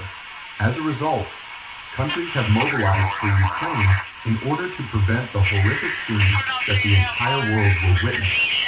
Because if Ukraine is free, Russia will no longer have an army capable of posing a threat to other countries. Vladimir Putin's reputation suffered greatly as a result of the scheme planned in Bakhmut. The Russian army's continuous loss in the face of the Ukrainian army, which is admired around the world, tramples on Putin's already ruined reputation. Again, this is thought to be the reason why Vladimir Putin has not withdrawn the invasion. Putin now believes that it is too late to return to the battle after such great speech, fearing that he will be humiliated by being viewed as defeated. However, the reactions that have come to him throughout this period have increased like an avalanche. Vladimir Putin's resignation is being demanded by the entire country. These rallies, which echo throughout the country, have had little effect on Putin's decisions thus far. However, it is unknown whether Putin will decide to listen to the people in light of the situations Russia has found itself in. NATO has made a startling move. Huge support has begun to pour in for the Ukrainian army. The United States, Israel, Turkey, and Germany have made a significant move. The Patriots and the Iron Dome are on the table. These actions will completely alter the course of the conflict. When Putin learned about these aids, he erupted in rage. All of Putin's roadways are blocked as a result of the damage done to several Russian troops in the Black Sea. Following the Russian army's blockade, he was dealt another devastating blow. Russia-NATO is currently attempting to bring the Ukrainian war to a close. Because of these contributions, the Ukrainian army has very limited time to win the conflict. The Russian press has been thrown into disarray as a result of their support for the Ukrainian army. Russia has not a single measure left to take against these disturbances. Everything has changed because of the special operation launched to train Ukraine. The U.S. has taken steps to provide the Ukrainian military a significant boost. This was regarded as the most critical milestone thus far in the development and self-recovery of the Ukrainian army. 3, if the U.S. says it won't be able to give away long-term patriots for a while. He predicted the outbreak of World War II. But then he did something startling.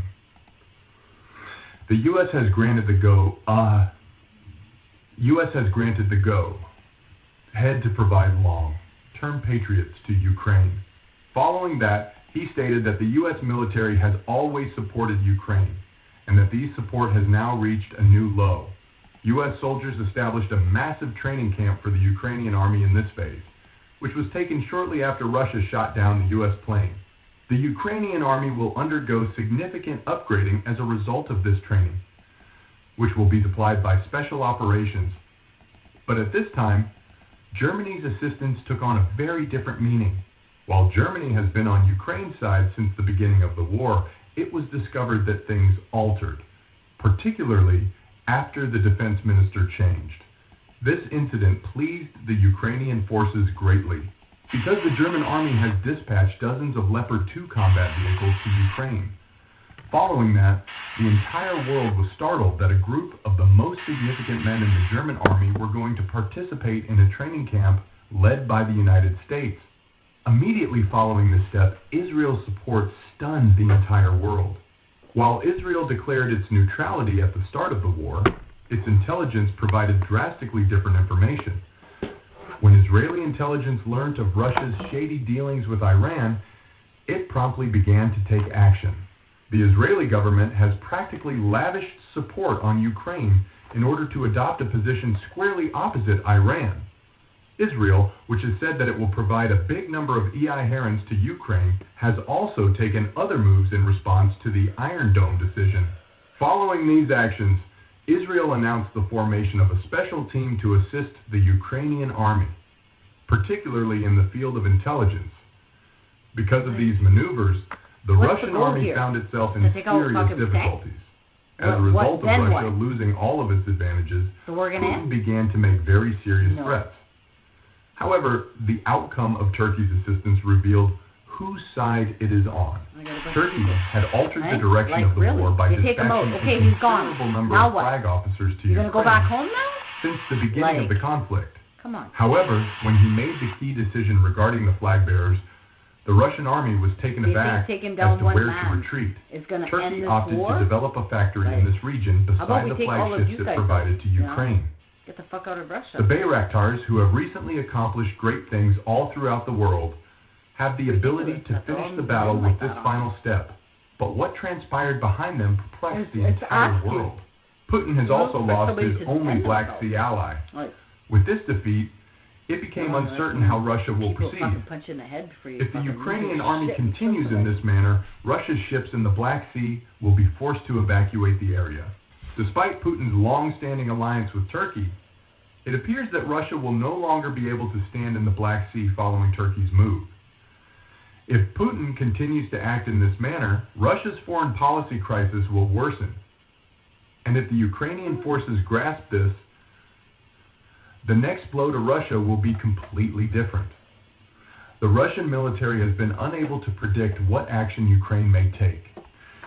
This laid the groundwork for Ukraine to take further bolder moves and corner the Russian troops. According to military specialists, the entire globe began to watch the Russian bureaucracy crumble. With this breakdown, Russia is no longer able to take even the smallest step. Ukraine, on the other hand, has began to display the winner of the battle to the entire globe, converting this scenario into an advantage and beginning to garner greater backing from a huge number of countries. But when it was discovered what they were up to with Russia's filthy alliance, the entire globe was perplexed. Russia declared that it has not received any weapons or ammunition from Iran in a long time. The main cause for this was the United States embargo against Iran. Although Russia's actions were not fully identified until this point, according to information obtained by Israeli intelligence, Russia is an ally of Iran. The primary reason for this is that since the start of the war, Russia has purchased around 1,000 unmanned aerial vehicles from Iran. When it was discovered that these unmanned aerial vehicles were being accompanied by a considerably larger supply of ammunition, it was discovered that Russia was telling very huge lies in foreign policy. This demonstrated that Putin is now endangering the world's peace. For a long time, Iran has been politically isolated. Despite his isolation, only Russia continues to back him. If things continue in this manner, Russia will be no different than Iran. It is envisaged that the same picture would emerge for Russia in a short period by reaping the benefits of Iran's huge troubles. This continuation will pave the road for the Russian people's problems to worsen worse.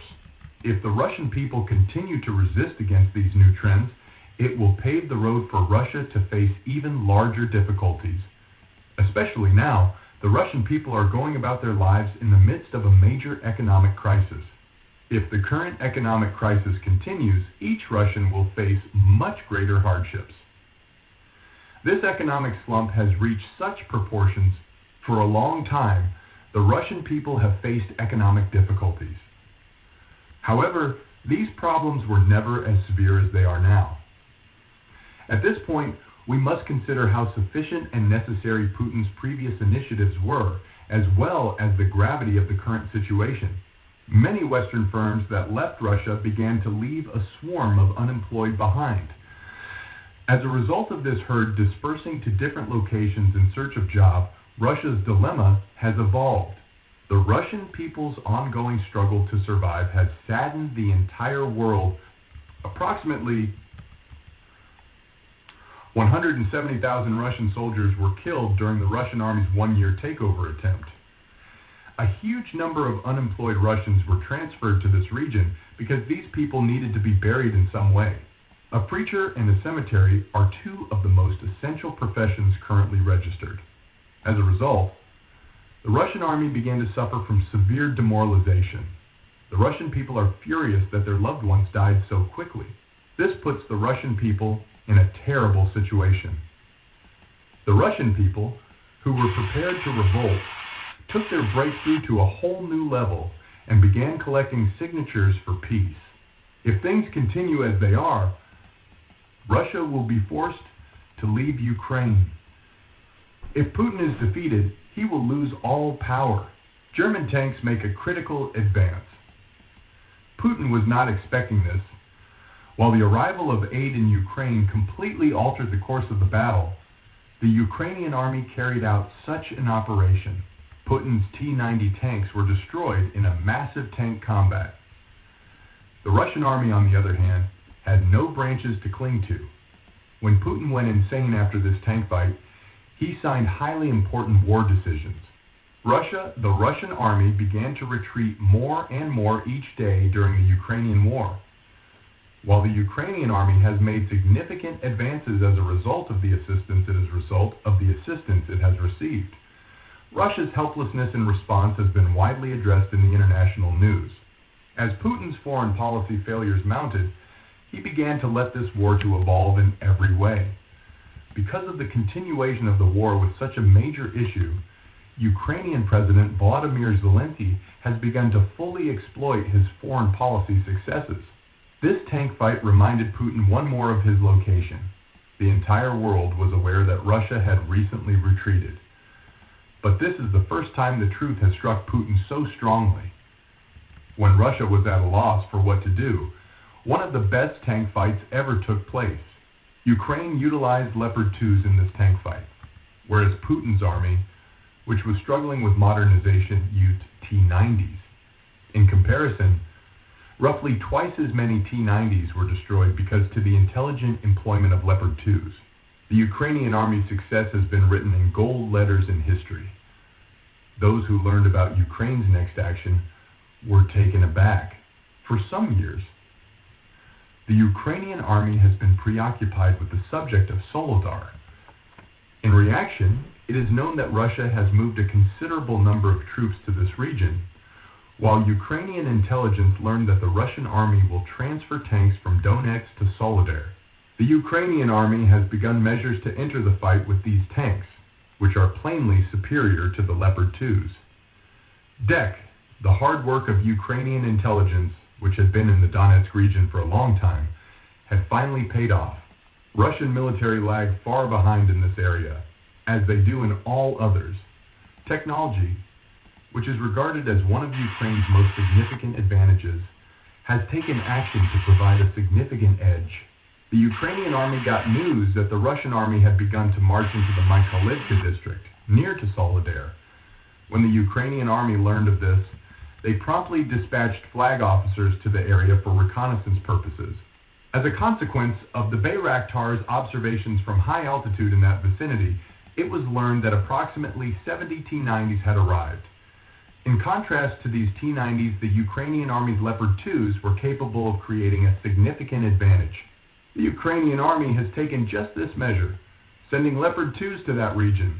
Ukraine's Leopard 2s were escorted by Ukrainian Special Forces. This unit, who had extensive expertise, was ready to fight the Russian tank convoy. It took them much less time to get close to the spot because their Leopard 2s were speedier. However, the Ukrainian army possessed an unexpected weapon. The battleground was inside HIMARS and long-range Patriots' range. It was evident that the Russian army would benefit greatly from such extensive preparation. The Russian troops had not yet arrived in Mykolaiv when the Ukrainian army arrived. As a result of the early planning, C-4s were put in the region where the Russian army's tanks will be stationed. These remote-controlled bombs were supposed to be pivotal in the conflict. When reconnaissance soldiers alerted the Ukrainian army that the Russian army was nearing, the Ukrainian army reacted. Taking advantage of the nearby shrubs, they opened fire on the convoy, causing it to be drawn towards the trap due to the camouflage of tanks. The Russian army sent 90s to the area. Leopard 2s appeared as they were fighting Ukrainian infantry. The Russian army was in a state of fear as a result of this predicament. About 35 Leopard 2s with better strike capabilities started fire on the tanks. Following this episode, the Russian army began to clash when it realized that, despite its best efforts, it would be unable to flee. While the Leopard 2s annihilated the T-90s in a single hit, the T-90s were unable to pierce the Leopard 2's armor. The Russian army was appalled when they saw this situation. Russian soldiers, who had believed the propaganda that T-90s were superior to Leopard 2s, had discovered that this was a complete fiction. As a result of the Ukrainian forces' advantage, the fact that they had achieved a more dominant position than the Russians forced the Russian soldiers on the battlefield to retreat. The T-90s were forced to engage as the Russian soldiers, who were infantry, fled. The defensive line built by the T-90s was broken when the Ukrainian army shot them down back to back. In contrast, the Ukrainian army demonstrated yet again, nearly without losing men, how superior it is against the Russians from the back of this massive tank combat. Putin was furious when he heard this. This was a tremendous letdown for him because he thought the T-90s had been greatly hyped. In response, Putin, who stated that he would modernize the tank extensively, portrayed the event in a different light to the press. Following these victories, Ukrainian forces once again demonstrated to the rest of the world who was in command of the battle.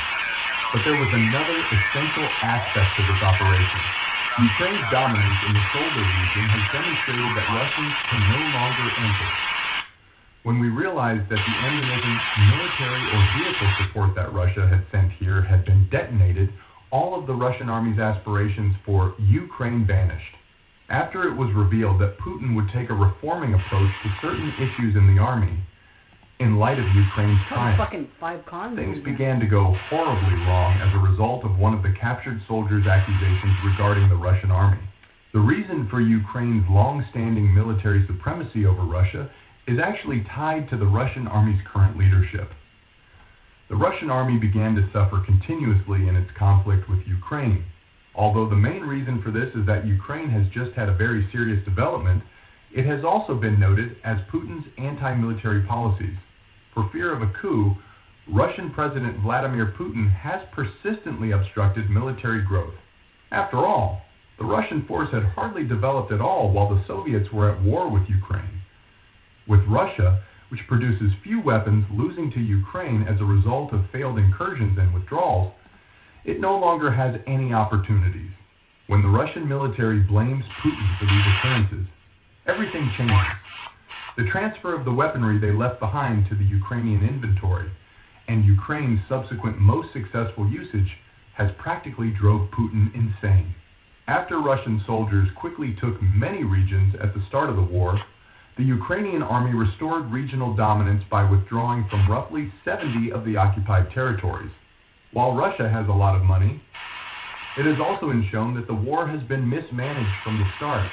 According to military specialists, the Ukrainian army has made significant accomplishments and taken steps to alleviate the technology shortage that existed at the start of the war.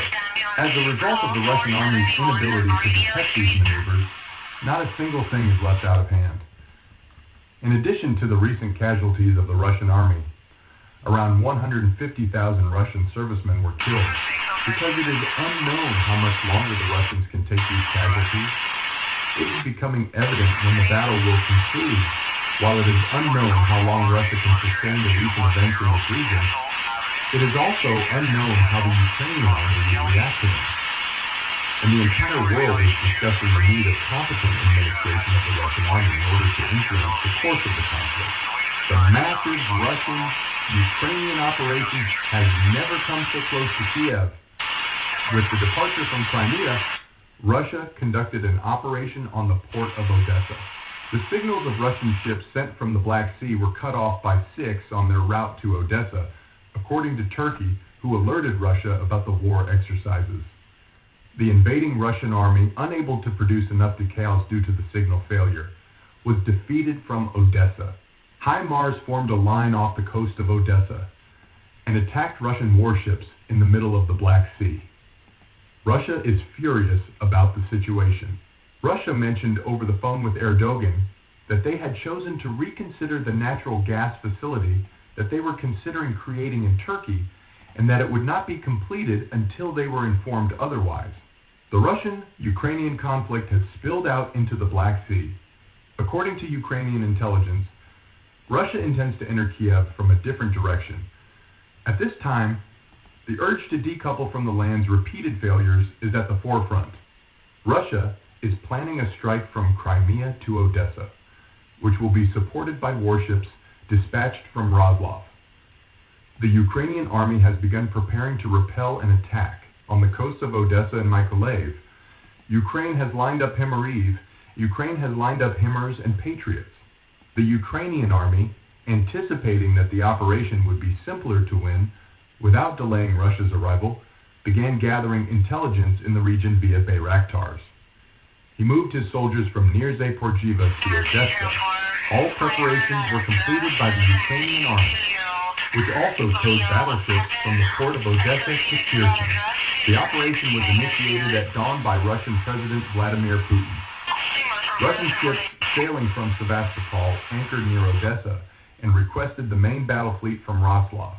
The attack, which began with Russia's landing at the port of Odessa, quickly escalated into a furious conflict with the Ukrainian army ambushed. The Ukrainian troops, anticipating all probable Russian maneuvers, began fire with timers on the landing ship. The severely damaged ship began to absorb water from the deck. This information was not delivered to Roslov due to signal jamming. The Ukrainian army did not allow the Russians to take locations by gradually advancing. Rocket launchers were showered down on Russian soldiers as a result of Ukrainian paratroopers landing nearby. The brave Ukrainian army, which marched on them with more might, mainly defeated the invading Russians as they tried to resist. Some of the Russian invaders were obstinate. The fact that the Ukrainian army set up a large ambush with machine guns prompted them to raise the white flag as well. The valiant Ukrainian army, along with the captive Russian forces, began to wait for Roslov's assistance. At this point, the ships embarking from Roslov had approached Sevastopol, which was a step closer to Turkey. Turkey indicated about a month ago that it does not want Russian ships in the Black Sea. If they arrived from 260 kilometers away, the ships would leave them in the middle of the Black Sea with signal jammers, Turkey's signal. Jamming drones brought the Russian fleet to a halt midway between Sevastopol and Odessa. The flotilla was close enough to be targeted by Patriots and HIMARS as it entered the range of the Ukrainian army. The Ukrainian army promptly started firing rockets. The conflict was carried on with missiles. The Ukrainian army has begun to launch missiles at the Russian jet fleet. The Russian fleet lost 5 landing ships. A transport ship rushed from Sevastopol was also ordered to tow the last remaining ship to the harbor, but the Patriots did not give up. He began by sinking the transport ship.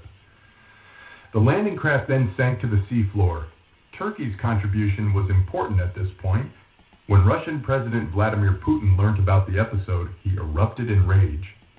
It is well known that Vladimir Putin, who has lost a large number of soldiers in the fleets, has also lost 3 significant generals in charge of ship operations. Vladimir Putin was deeply worried by Turkey's action, which is critical at this point. Vladimir Putin spoke over the phone with Turkish President Recep Tayyip Erdogan. The phone discussion was reportedly pretty tense. Recep Tayyip Erdogan declared in a press statement that no concessions will be made on the Black Sea problem as a result of the phone call. He stated that Russia's military exercises or actions in the Black Sea will not be sanctioned.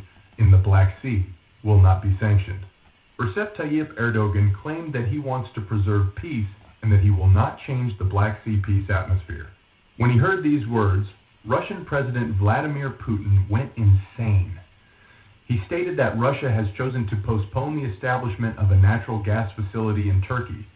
Until further notice, this natural gas center has been canceled. Vladimir Putin stated that they had received an unexpected action from Turkey, and that he would put distance between them and Turkey in response to this attitude. Turkey's action has had far-reaching consequences around the world. It was said that Turkey, a long-standing NATO ally, gave the most assistance to Ukraine. Turkey's stance on this subject has prompted Russia to back down on the Black Sea issue. Because he was enraged by the situation, Vladimir Putin shot down one of the Turkish ships in the Black Sea. The ship that was shot down turned out to be a commerce ship. Although Vladimir Putin declared that this was an error, Turkey did not believe him. Turkey, known for its Black Sea domination, is anticipated to put even greater pressure on Russia. For a long time, Russia and Turkey were known to be allies. Among the details discovered is that they decoupled following this maneuver. This strain, which Russia is facing at a time when it seeks to lure supporters to its side in the east, undermines any hope of an alliance. Russia's failure in the operation has fully shut down the sea passage. Russia, which has lost the land battle, must confront the same loss every time, even if it employs different tactics. It is generally known that Russia has collapsed as a result of the flag bearers deployed on airlines. Russia, which is trapped at sea with its latest operation, has no choice except to back its forces on land. His inability to find a solution to halt the war confronts him at a time when he is in financial distress. The entire world is aware that the Russian army is in serious disarray. The Russian army is suffering from a lack of old ammunition and supplies. The fact that Russia continues to use Soviet-era equipment is also a stumbling block. Russia is employing not only Soviet-era weapons, but also a Soviet-era leader. As a head structure, Vladimir Putin is unsuitable for modern Russia. This is due to Vladimir Putin's attempt to address every problem in the manner he learned from the Soviets. All of the options available to Russian President Vladimir Putin have been exhausted. He is currently unable to approach any of the difficulties rationally or logically. The plan that Putin followed during my tenure is the best example of this. The most fundamental reason for Russia's deadlock is Vladimir Putin's thoughts.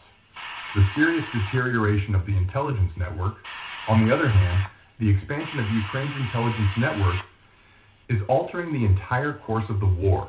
Ukraine is aware of all Russian efforts and is taking all necessary precautions. He was able to modernize the army in a short period of time because to the help he obtained from NATO and the European Union, and this modernization enabled him to repel the Russians numerous times. This recent operation demonstrates that Ukraine's supremacy extends not just in the air and on land, but also at water. This operation was responsible for one of Russia's significant defeats. In addition to the rankless recruits, Russia lost some of its most powerful generals. Generals with the strongest landing planes will be unable to fill the holes.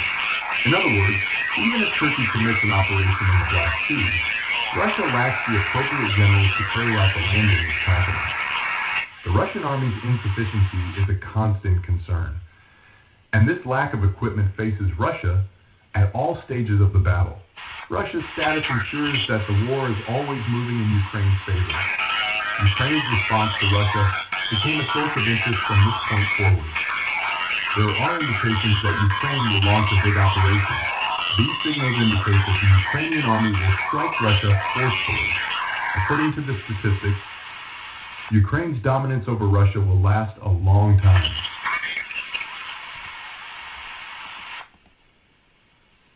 For 24 years,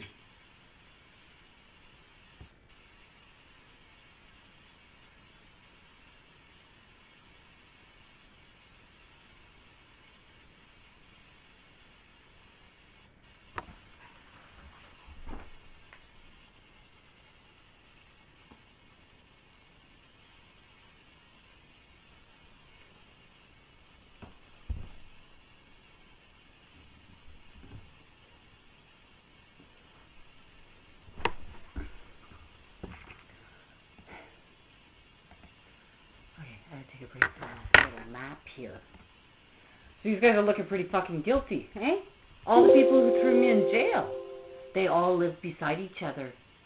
And they were all apparently 5 cons. It was a Comic-Con. There was 5 of them.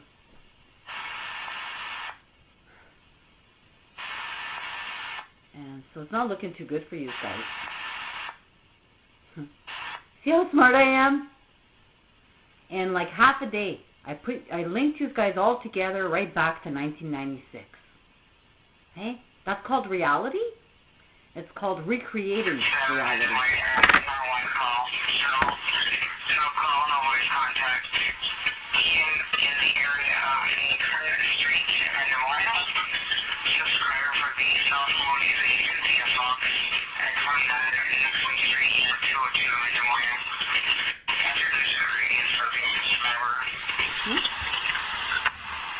Look at that. I think I'm pretty sure. I'm pretty sure I can do that in half a day. Look at that. I think I'm pretty sure. I'm pretty sure I can do that in half a day.